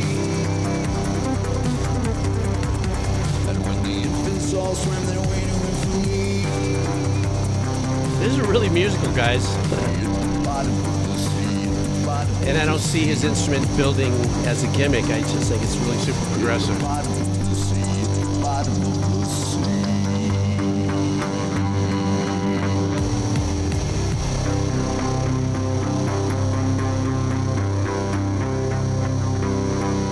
Thank you, San Francisco. Thank you. Like his personality and everything, and the way this was played, I could see him with Jordan Rudess, the piano player. They got the same kind of creative personality and stuff like that. I thought this was fantastic. First of all, I'm looking at this thing he built, and that you got to be some mad scientist, science genius to be doing that. It's like he's a looper who just took off to another universe. You know, just like he probably, if he would have heard that, he probably would have just gone into labor and got all dilated if he heard me say the word looper. But I'm just saying, it's like another iteration to a whole different level of encompassing an arrangement based on things you've done yourself. You've made yourself. Everything about, but the arrangement and the song and everything like that had some, callbacks to maybe an ethereal kind of, I don't know what you would call it, experimental metal kind of vibes, something of that nature. But I thought it was great. I enjoyed it, and I also love the fact that when you look around, how many amps he's got involved to make everything happen, unless maybe that's amps for other bands coming later. It looks like he's got quite the rig there. But finally, the last thing I do want to say, kind of really liked his voice, man. He has a great voice, had a great tone, really complimented that performance. So let me see, what do we got here next? Lezon's Muse. Lezon's Muse, how are you? Are you still here, Lezon's Muse? I hope you're doing well, and also thank you for that generous donation as well. Lezon's, how are you? Hey, Lezon's, how are you? We have a song called Technimatic. The band is Technimatic. The song is called Tectonic. Hey, Jeeves, wanted to share one of my favorite songs from Technimatic's amazing 2014 album, Desire Pants. The upbeat... Desire Path, sorry. Here comes the emojis. The upbeat, driven drum and bass tune has let's fucking get it vibe. I like that. Okay, so this is the band Technimatic, and the song is called Tectonic. Let's go. All right.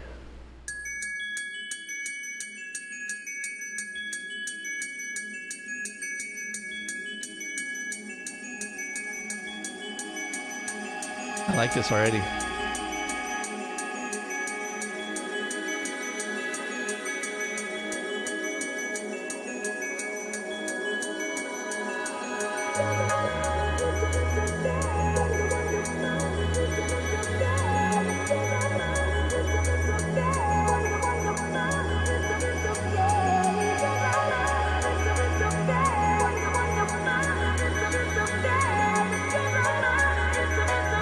Love the piano stabs. You know how I am in my comps about that. I love that.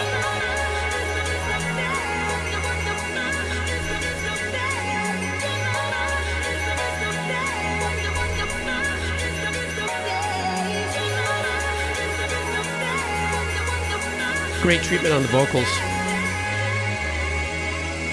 And I love the sub bass, like.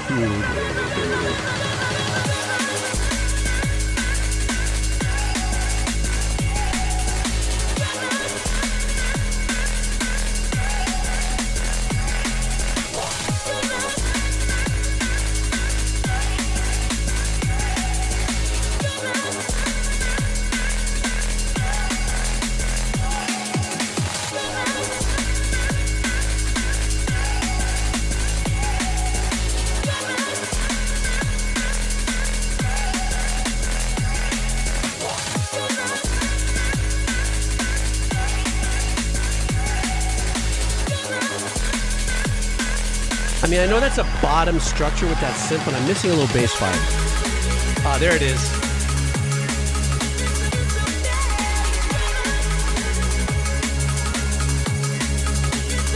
I'm digging it. That was my Dig It Joy dance. Somebody clip it.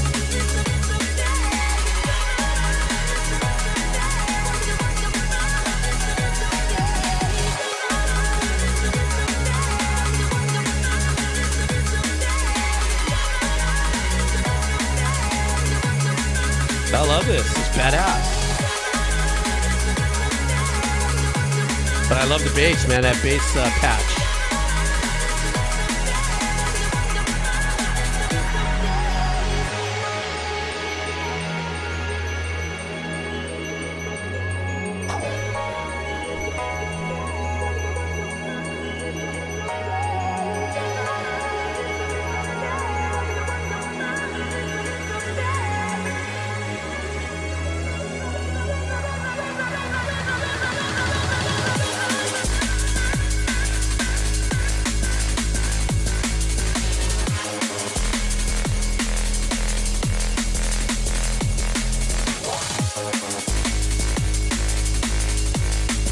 So it's like that wah. Is that kind of the dubstep element to this? I think. I don't know.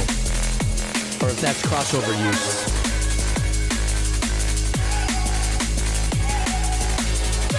Oh, it is. Okay.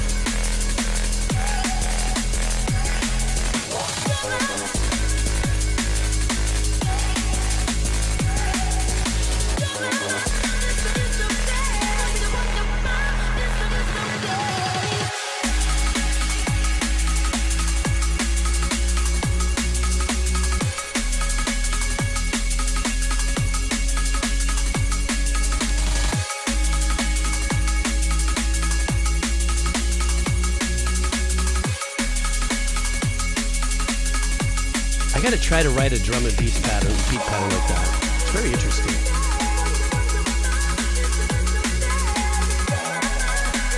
Yeah, that kind of subby, plebby, bottom bass vibe.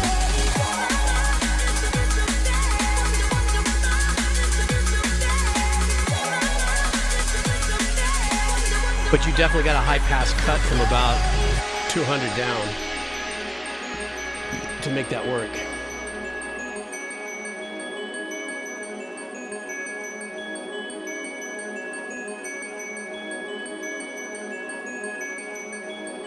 This really put me in a good vibe too. This is a great vibe track.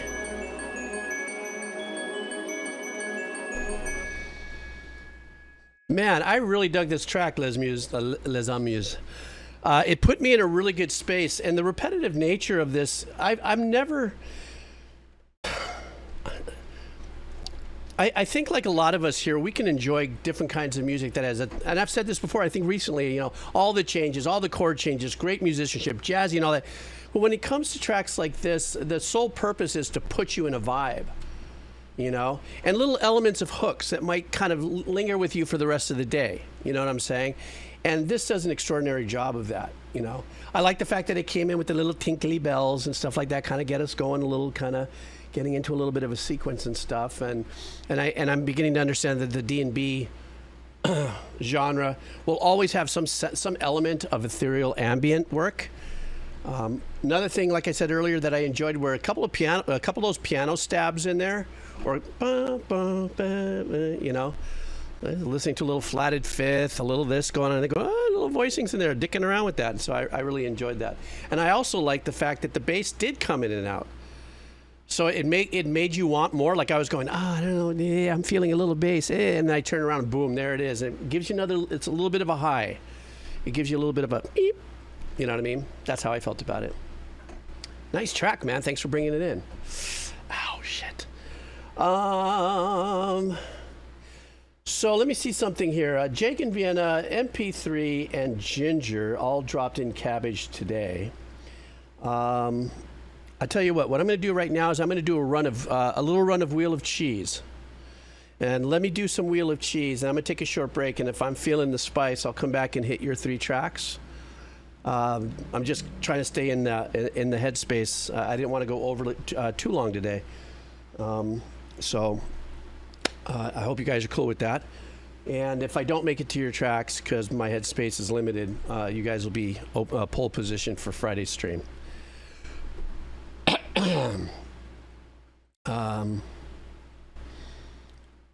I'm sorry. What, Roadkill? The OP? What is the OP? I don't know what that is. Nope, not resetting the cheese. Okay, so let's do some cheese. Let's do some queso nuevo first. Let me grab some of that. And there's Wheel of Cheese right there.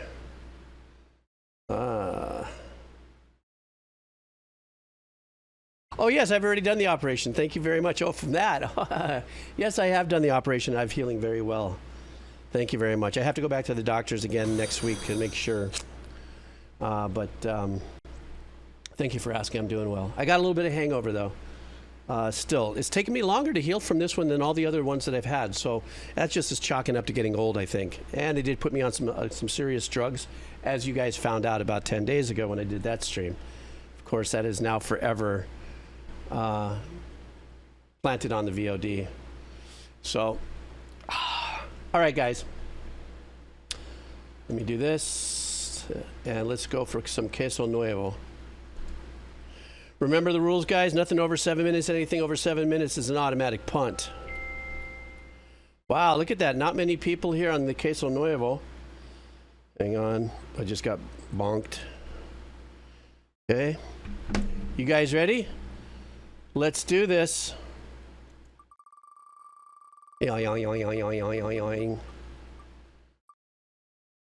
Okay.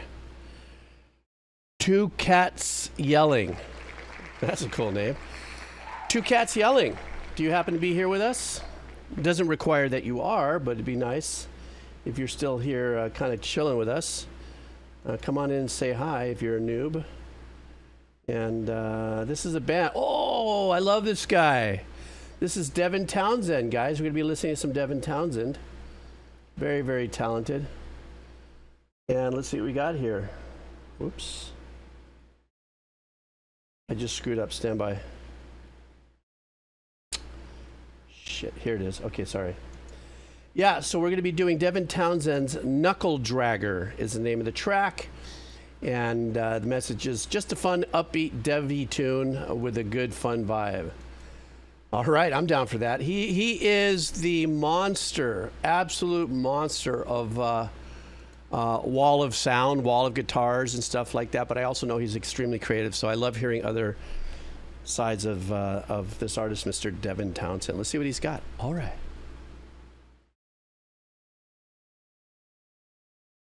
Well, that's a nice, cozy little place to hang out. Okay. Are you rolling? All right, boys. Let's make some hits. Is that the singer from Motley Crue?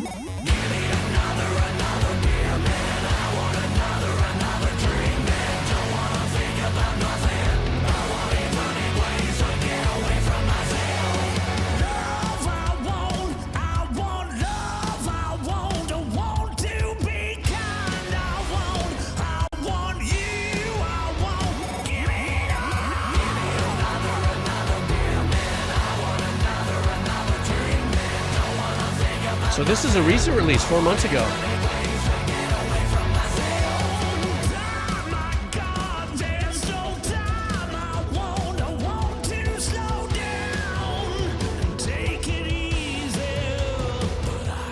He's got such a signature sound to his voice, too.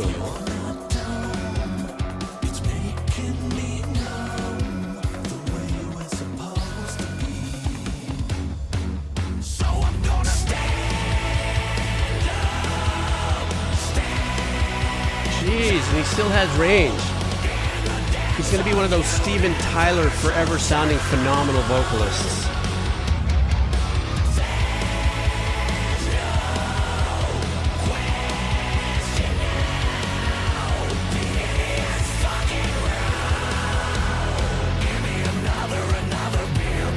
Signature wall of sound hook.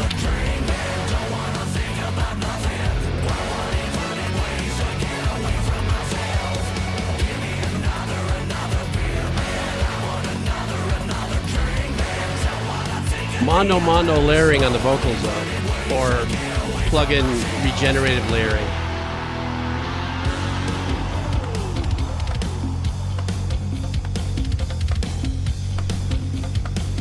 Missing the solo. Kind of glad. It's a nice little vibe here.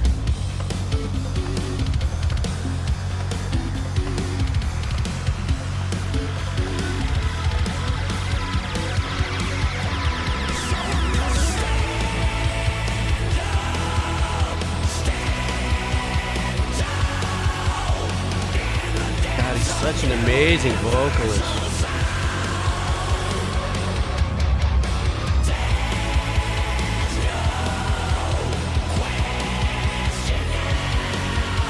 It does have a very 80s glam rock build into the hook.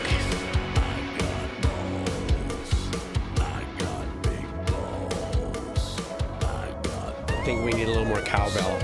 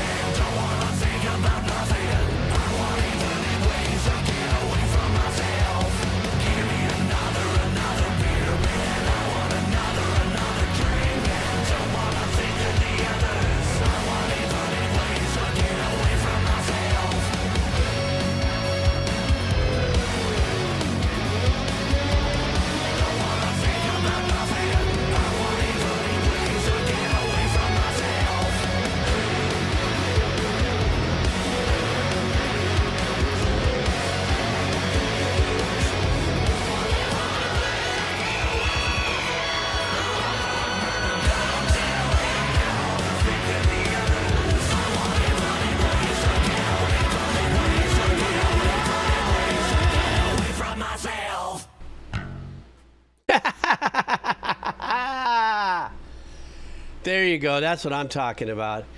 This is so. This is funny, Devin Townsend, or what were you guys saying? Kind of corny, Devin Townsend. I like the corniness of it. Really fits into this construct of the song. Verse, pre-chorus, chorus, verse, pre-chorus, chorus, bridge, chorus, verse, or second verse. You know, I like the fact that there was no solo in there. I thought that was really pristine. If that was just a thing, so you know what, I'm not even putting it in a solo. I'm just releasing this as it is. I'm going to let the people just groove with what we have going on there.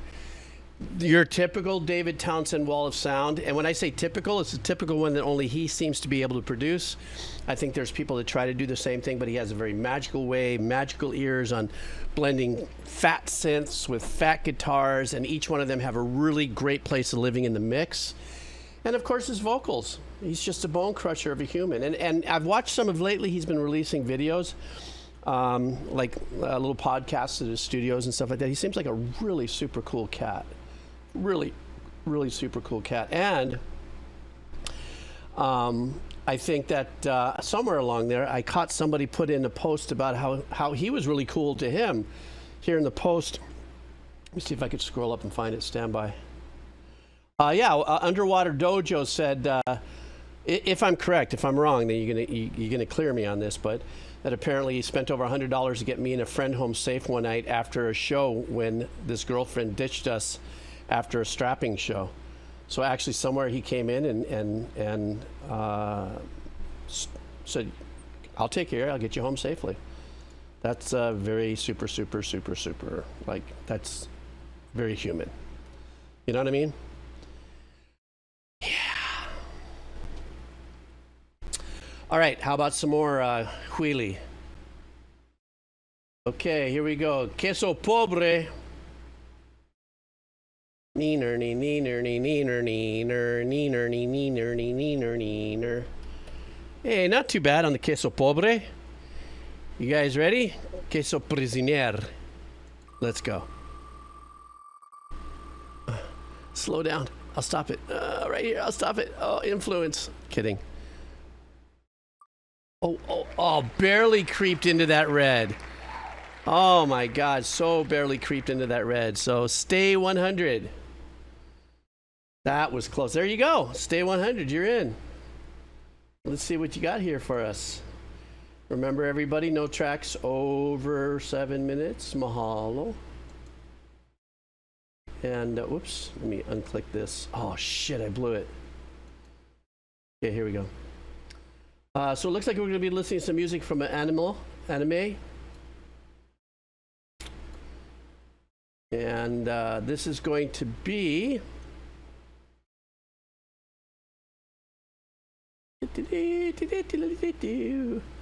Girl Utena. Is that Revolutionary Girl Utena is the anime, and the name of the song is The Absolute Destiny Apocalypse. A classic song from a classic anime. I love the beat switch up after the first chorus. All right, guys, let's do this.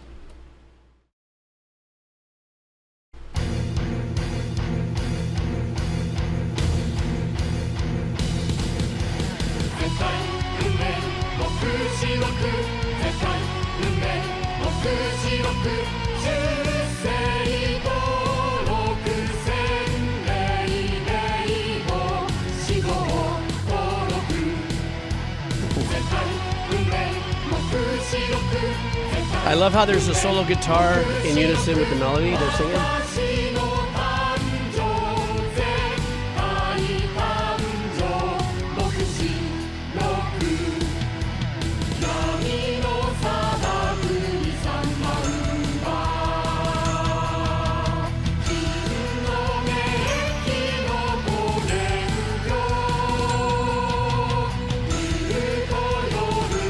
I don't know if I'm the engineer, I'm saying that bell bingy bing is a little loud.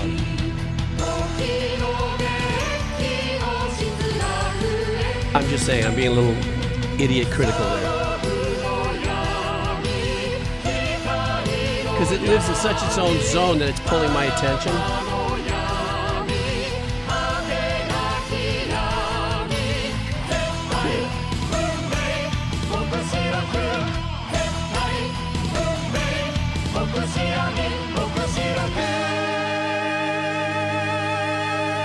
Very theatrical. Ooh.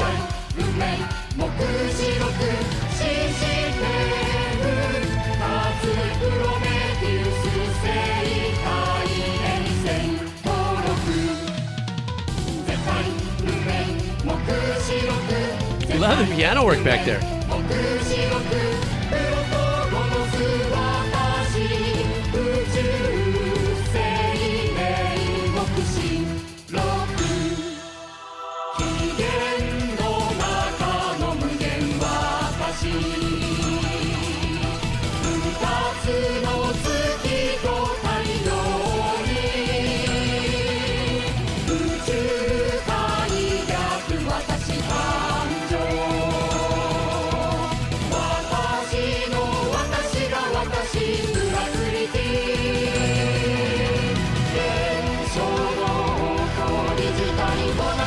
Piano on this is cranking.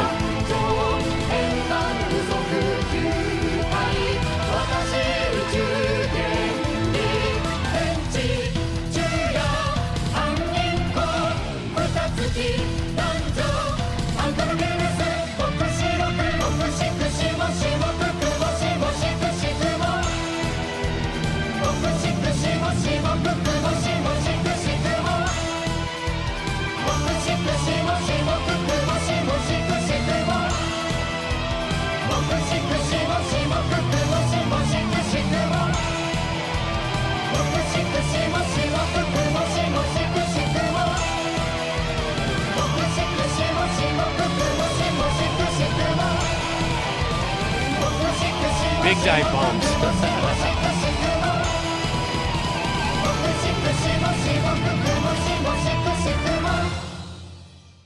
So I don't know when this was released anime-wise, when this track was implemented into the anime. It had still some more traditional rock recording approach to musicianship-wise. Somebody was mentioning earlier about, so I guess this was the 80s or the 90s. Anybody know? The late 90s. Somebody was mentioning about the unison. This whole thing was an octave separation between male, female through it. So that obviously gives it some depth. And that does have a very unique effect on it.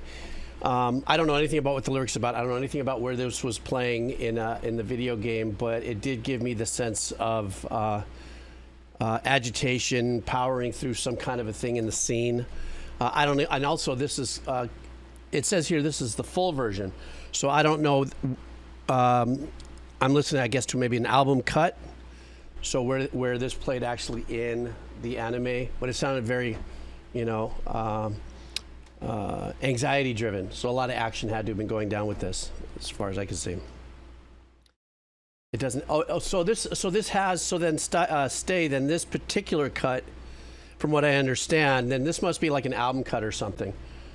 Or it is possible that if this is an original track that was playing in the anime underneath sound design and dialogue and stuff like that, it's possible that the piano was there. You just couldn't hear it underneath everything, and everything that was standing out a little more was percussive, you know, arrangement, because that piano was tucked back in there, you know, so that could be a possibility as well. But right now in my head is da da da da da da da da da da da da da. So yeah, within the picture there's a ton of action, but I don't know if that's the static sizzle picture for all of their, you know, postings. But super fun track to listen to. All right, let's go back to some more Queely. Stay, thank you so much for coming in and hanging out and taking your chance here on Wheel of Cheese. Okay, let's see. Let's go with some Nubo, some Queso Nuevo. What do you say so? Some Queso Nuevo. Hotiroto. Hey, bastardo. Okay. All righty. If you see you, come on in and say hi if you haven't said hi yet. Can you see you? I see you. Okay, you ready? Oh, damn. Here we go. You. Slow it down. Fixed. Slitherbloom. Slitherbloom, are you here? Let's see what Slitherbloom would like. And let's see if Slitherbloom's hanging around here. Slitherbloom would like. Oh wow, we're in for the anime run here, guys. So we have another anime track to listen to.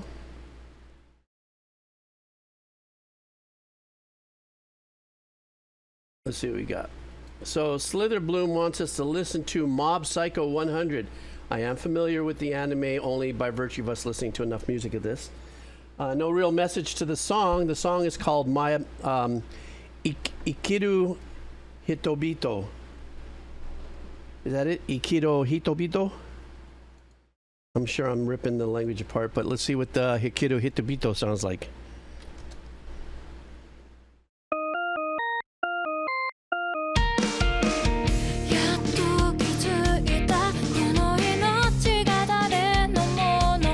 Nice. Got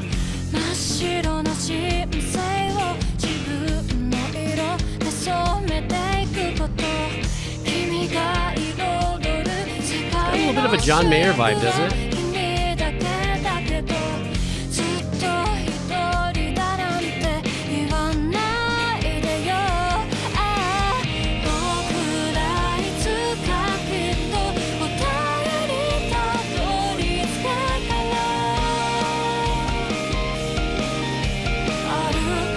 I like the cute little sub melody behind there.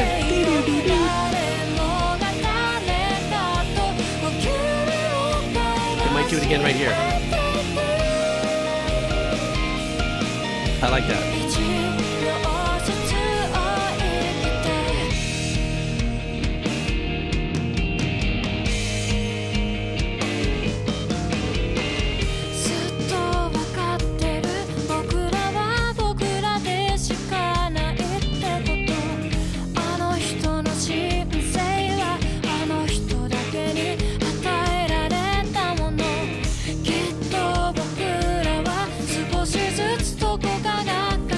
know why it's giving me the John Mayer, I think it's called Your Body is a Wonderland or something like that. I don't know why it's giving me those vibes. I mean, this is still a beautiful, great song into itself. Just in my head, that's what's rinsing.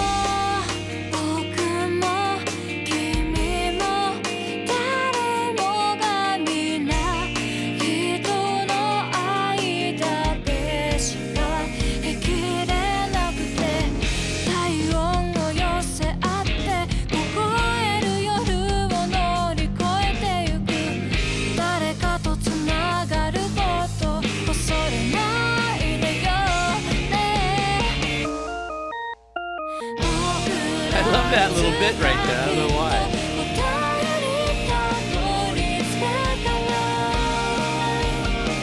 I agree with you, Super Loco. For sure.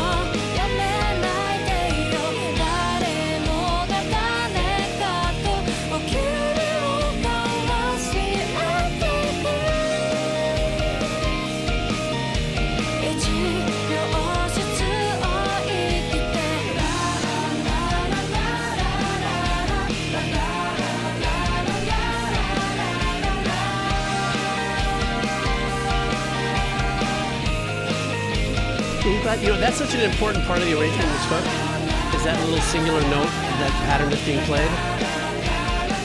The answer back to the hook.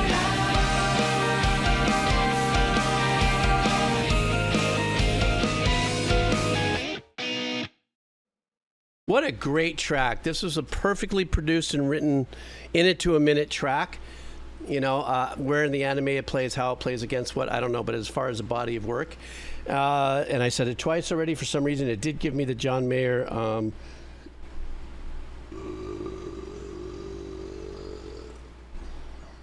So sorry. I hope you didn't hear that. Your life's a body is a wonderland, or something like that.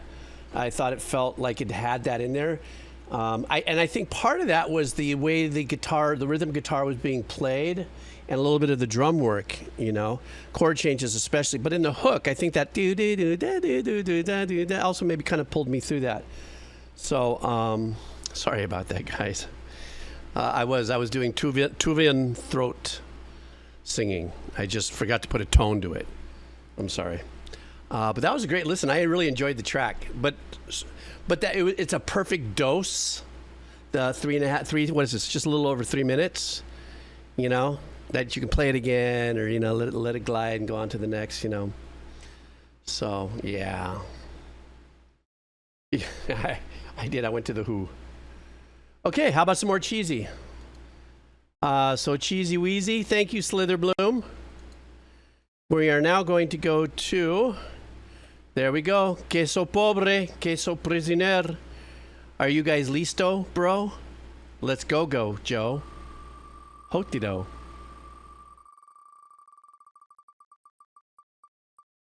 Oh. Aw, look who gets sliding in here. I love it. Oh my goodness. Could it be? Yes, it could. I don't think he's here. Oh, there he is. It's me. Yeah, man. You won. So let's see what it snows in Australia. Oh, I think we're going to be listening to some of his music. Okay, guys. Let's put on our tinfoil hats. I say that with respect, bro. I'm just saying, because we never know what we're going to get. Let's go.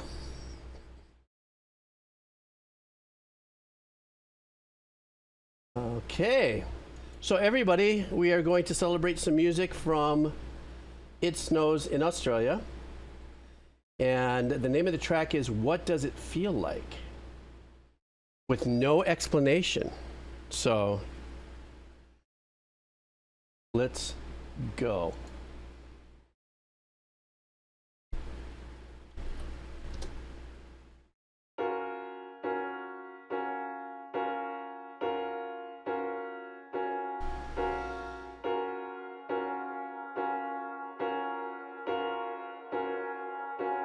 Ooh, I like what's growing in the back.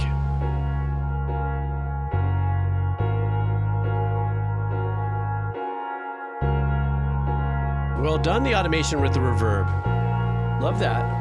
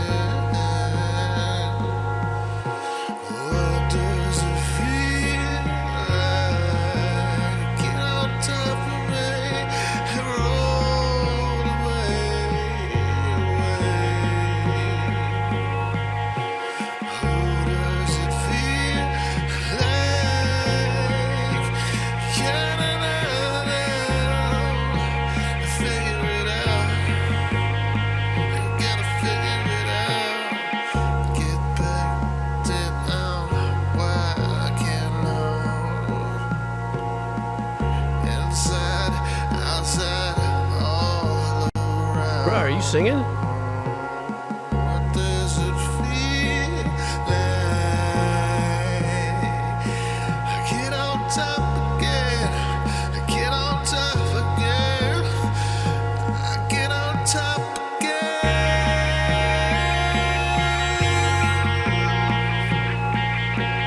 Just can't figure it out. Just can't figure it out. Yeah, that's what I'm saying, Roadkill. There's some great emotion in there. The vocals. Take what you needed and ran away. My house burns down again. What does it feel like?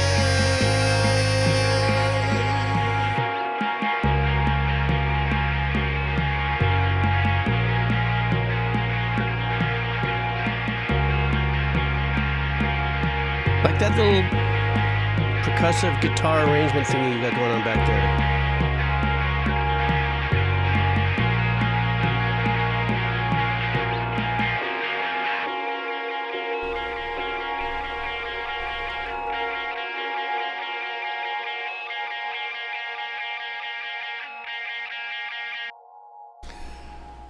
Bruh, what a vibey track, man. That was really freaking cool. First of all, everybody in the chat or anybody who's hanging out, I'm putting the link to his song right there. It's there. Want to go visit his channel. What a great track. Really, really, really vibed with the vocals. It was very emotional. The pattern that you had going with the piano, I loved. It almost felt like it was a little seed that was coming up and it started the pattern, but that automation with the reverb and then letting it bloom and then just letting it sit there and presenting itself as kind of the bass arrangement, not B-A-S-S, but B-A-S-E arrangement for it to just kind of soak in, and the percussiveness and the pulsating of that, not requiring, you know, a dramatic, if you would, percussion arrangement of any sorts. It all sat beautifully just the way it went. And your vocals too. I mean, that put it over the top. Congratulations, bro. That was really super badass. I really enjoyed that track. And it also, for what it's worth, I'm struggling right now with taking one of my tracks and either A, adding vocals or letting it be just what it is.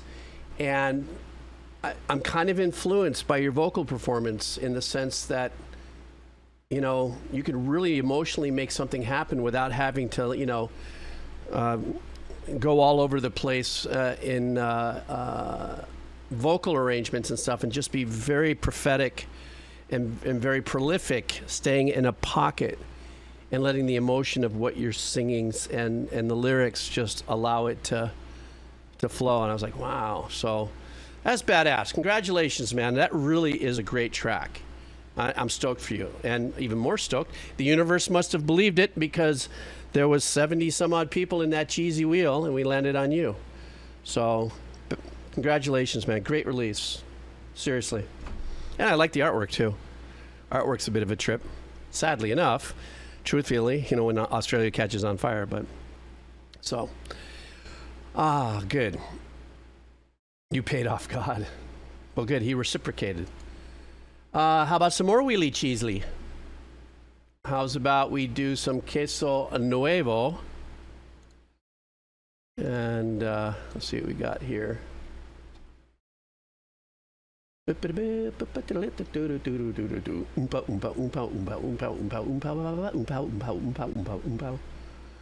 Okay, queso nuevo. Let me grab some of the noobs, pop them in here. Look at that, man.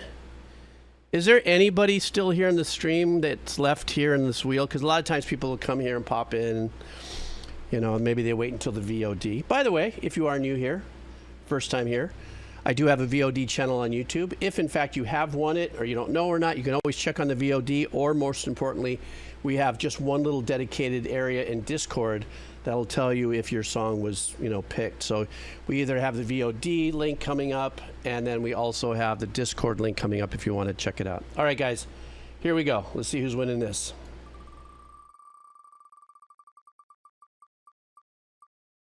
Oh, are we getting into... Okay, well, this individual knows how to make the capitals. Giareg. Let's see what Giareg would like. Let's see. Giareg wants us to listen to a band called Tokyo Incidents. You guys ever heard of Tokyo Incidents? Why does that ring familiar? Have I heard of it? I wouldn't know, because I'm sped. Okay, so this one is called Gunyou Biyori, or Ideal Days for Ultramarine. Once again, the band is called Tokyo Incidents. And the message is, this is one of my favorite Japanese bands and one of my favorite singers, Shina Ringo. I think you've listened to one of her solo songs before. I hope you like this one. Love you from Poland. Wow, from Poland. I'm humbled. People around the world checking out what I'm doing here. All right, let's check this out. This is from the band Tokyo Incidents. All right.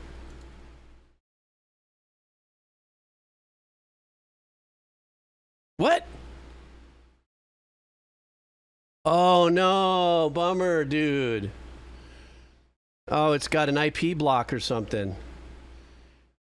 Well, let's see if I can't. Maybe we can look it up somewhere else. Stand by. Wow. I don't know. This has 43 million views. They blocked America? Well, halafangamanga wala falalmala on you is what. So that's what it is. That's too bad. So anyhow, we'll listen. If we find a video that's unblocked, send it to me. I do owe this individual a cheesy spin thingy. So if you ever come back, and this is what happened, I will honor your win another time, and we will definitely get one of your tracks on, because I'm that guy. That's what I do. You guys know me. All right, let's go to another. I'm going to go to another new wheelie of Cheesley. And let's see what we got here. All right. And let's see. All right. Here we go. Adjusted wheel of cheese for the noobs. Are you ready? Here we go.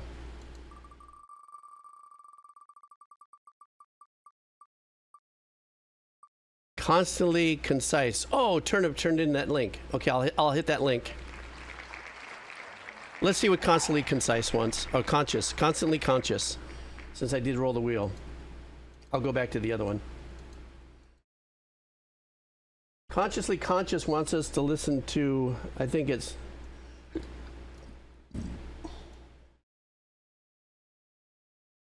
Let me see. Maximum the Hormone? Is that what it's called? Yeah, Maximum the Hormone. The name of the tracks is Policeman Benz.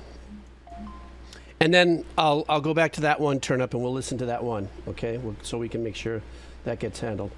All right, guys, here we go. Some Maximum the Hormone. Let's go.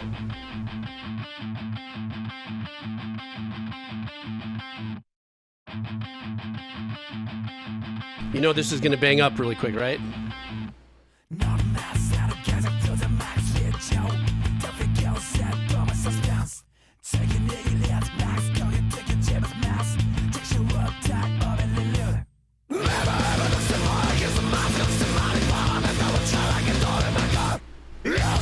Oh, this is great.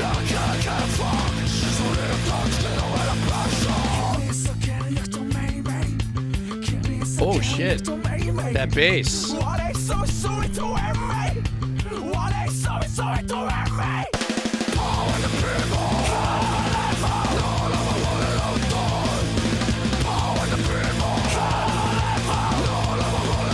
This is banging.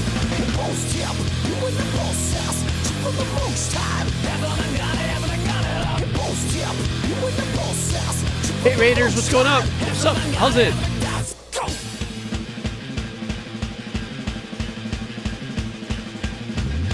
God, these guys are crushing.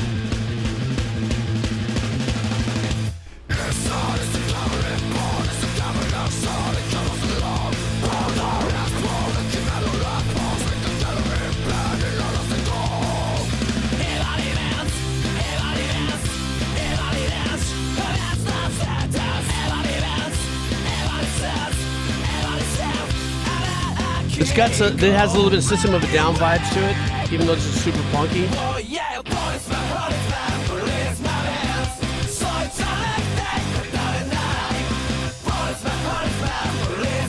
What's up, everybody from that raid? How you guys doing?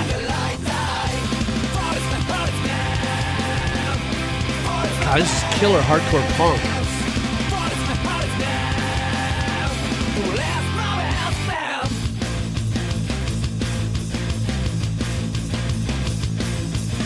Thanks for the follow, Firewall. This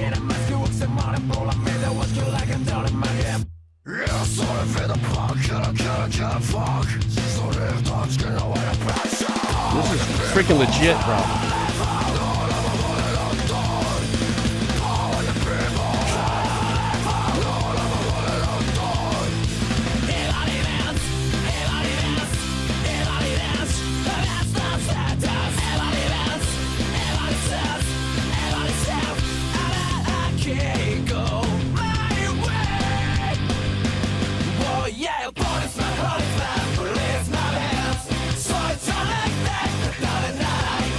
There's a little bit of a pop edge in this little turnaround right here.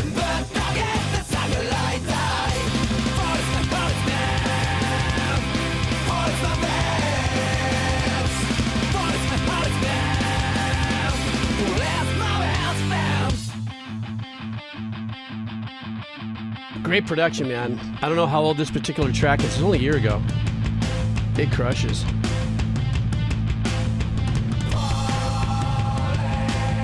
Crit R and Craig Band, thank you so much for the follow, man. It's from the 2000s? Okay, it was just released here on YouTube, I guess, a year ago.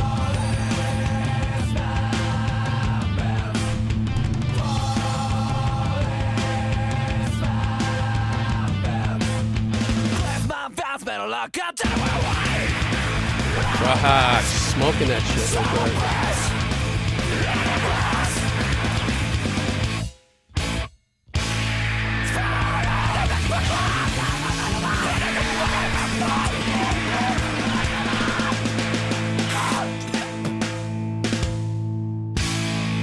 Yep, you knew that was going to come in for the heat. The bass player was smoking on this track, absolutely. But you know what? They pulled us in and out of this hardcore punk, this metal punk vibe. Occasionally sprinkled it with just a little bit of a pop edge and kind of, let's say, majoring up in the chords. Just to give it, just maybe to catch us up off balance a little bit. Now, I don't know enough about this band. I know that I've listened to enough of them to know that that's their core genre. But I don't know if everything is of this style because I believe the last one I heard from them was a little more laid back, not as punky, if you would, you know. So I don't know. Did this band do what? Some anime? I don't know. It sounds like it should be in anime without a doubt if it got licensed out into it, you know. So yeah, somebody say, hey, to everybody that came in on that raid, mahalo if you're still here. Thank you. If you followed, thank you very much. The Delta Dude, Craig Band, Critter, Firewall. That was super cool, man. Thanks. I appreciate that. All right. Oh, my God. Now I'm all strewned around. Hey, Turnip, can you resend me that link? I think I lost it way deep inside the in the chat. The link of that one song that we couldn't get to play. That would be badass if you could drop it into the chat for me. Oh, there it is. Stand by. I got to grab it here. Okay, so this was the track that I tried to play from the person that won on the newbie Wheel of Cheese, but it looks like this one's going to play through. So let's see what this is. Are you guys ready? Let's do this. All right.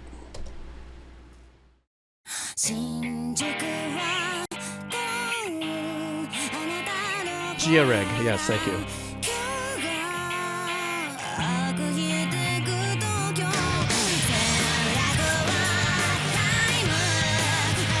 Wow, great follow-up to the last track. God, that bass.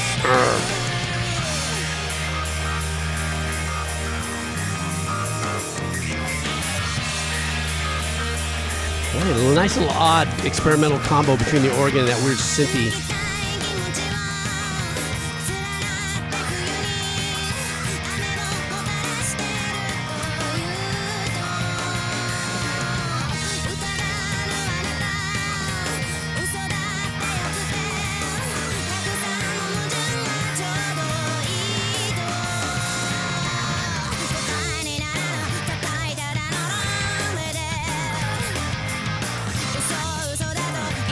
I love that they have this grindy little organ here just tucked away, but the guitar's still got the powers here. Really nice little mosh.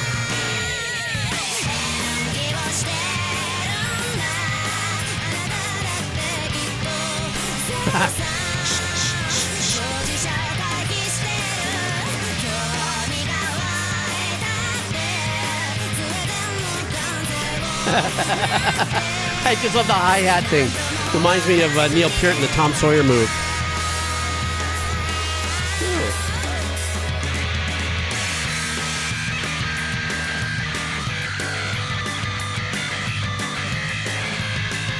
Brilliant. I love this.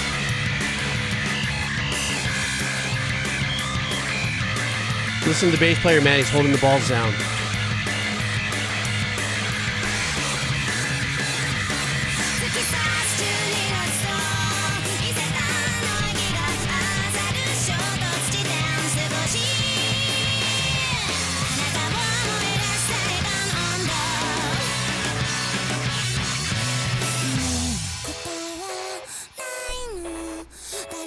You know, this is kind of like, you know, they bring you into a happy place before they give you the people's elbow.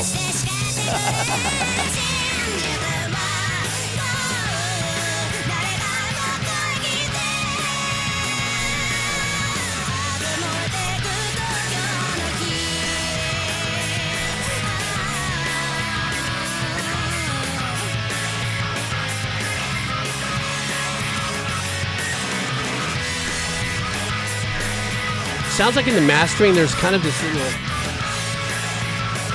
compression kick, causing the track to kind of have its own little pulse and breathing.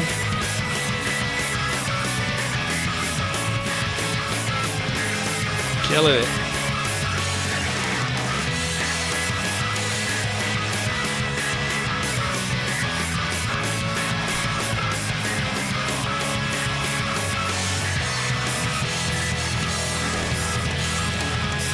Thank you, San Francisco!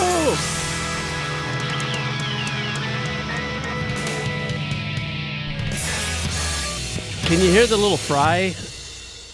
Such a badass track, and what a perfect follow-up to Hormone the Maximum track. These totally punky styles, I mean, Maximum the Hormone. I don't want to look at the chat. You guys are probably putting all the old man things in there because I said it all wrong. Jesus. What a great follow-up to Maximum the Hormone track, you know, being really hardcore, metalcore, punk vibe. This was more, I mean, it definitely had punk vibes to it with a little less, I would say, of the metal influence. I know that punk has its subgenres. Another thing, once again, somebody had mentioned it earlier, is that the tones of the voices and stuff like that, especially from the lead singers and stuff like that, they do, I think the way I read this one comment is that how they sound like they're getting a falsetto, they're getting into their head voice, but they're really not. It's just the tone in which they are singing in and where they're carrying the tone in their mouth more up front, so it could be sounding like this instead of deeper down inside here. We're going bah, bah, bah, bah, bah, bah, bah, bah. You know, that kind of vibe. Guys, I got time for one more wheel of cheese. Stand by. So let's do this. Because weird enough, my chest is getting a little tight right now. I'm just saying. So let me spleen. Stand by. I spleen. I'm going to refresh and then spleen. Okay. You guys ready for wheelie? Guys ready for wheelie? Yeah, this isn't definitely one of my longer streams, but today I kind of came in half cocked because I wasn't 100%. So, but I definitely wanted to do the stream. So here we go. Wheel of cheese. For those of you, if anybody is here still from that raid, I do this wheel of cheese. You can put your name on the list, but I am going to dig out after this. It may not make sense, but if you followed me, that means every time there's one of these, you can put your name on this. We spin it. If it lands on you, I listen to your music. Nothing over 7 minutes. That's the only rule we got with this. All right, guys, let's go. Are we ready for spin? Here we go.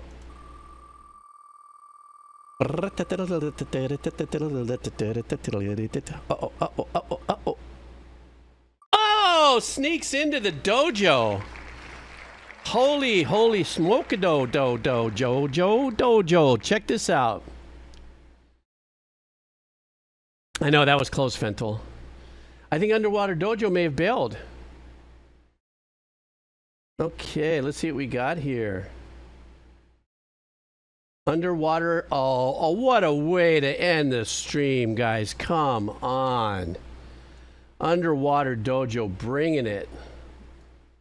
Talk about a feel-good vibe. 1 a.m. You clown. Okay, you guys ready?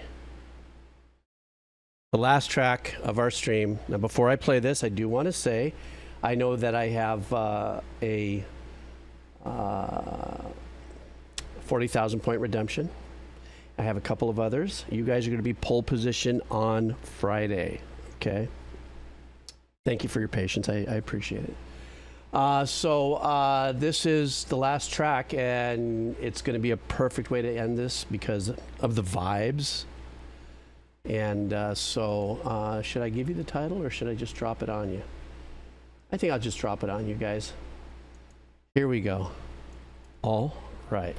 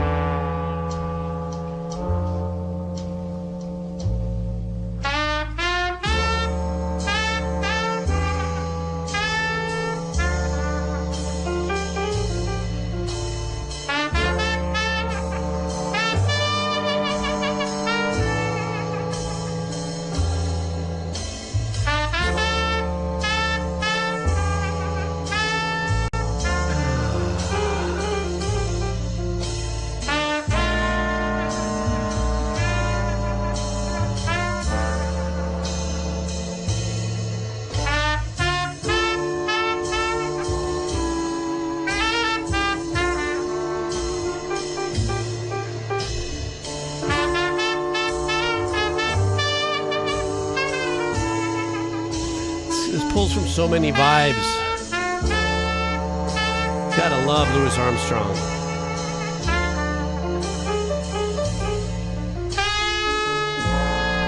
It's got a little bit of a Minnie the Moocher kind of vibe as well.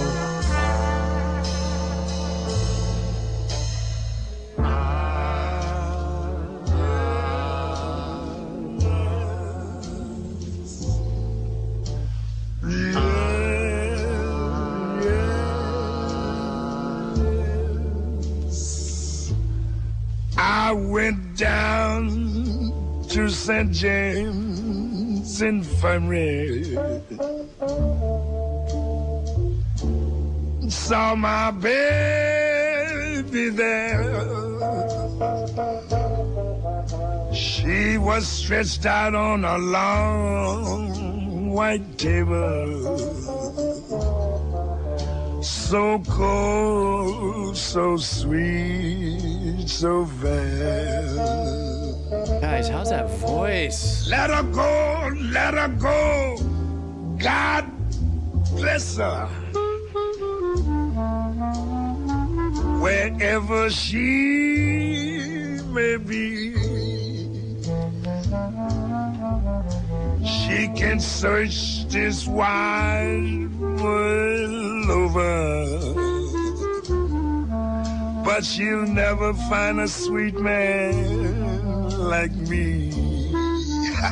Bragging. Jeez. When I die, bury me in straight lace shoes and a box back suit, double-breasted. Put a $20 gold piece on my watch chain. Yes, so the boys will know that I died. That lazy clarinet too.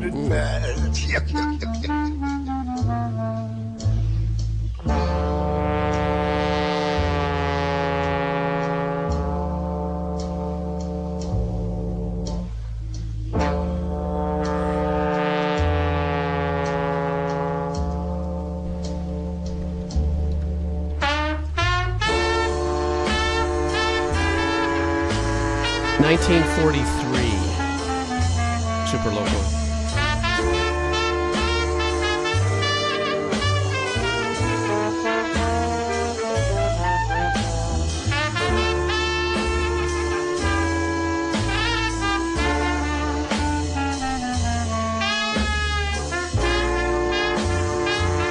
Literally almost a century ago.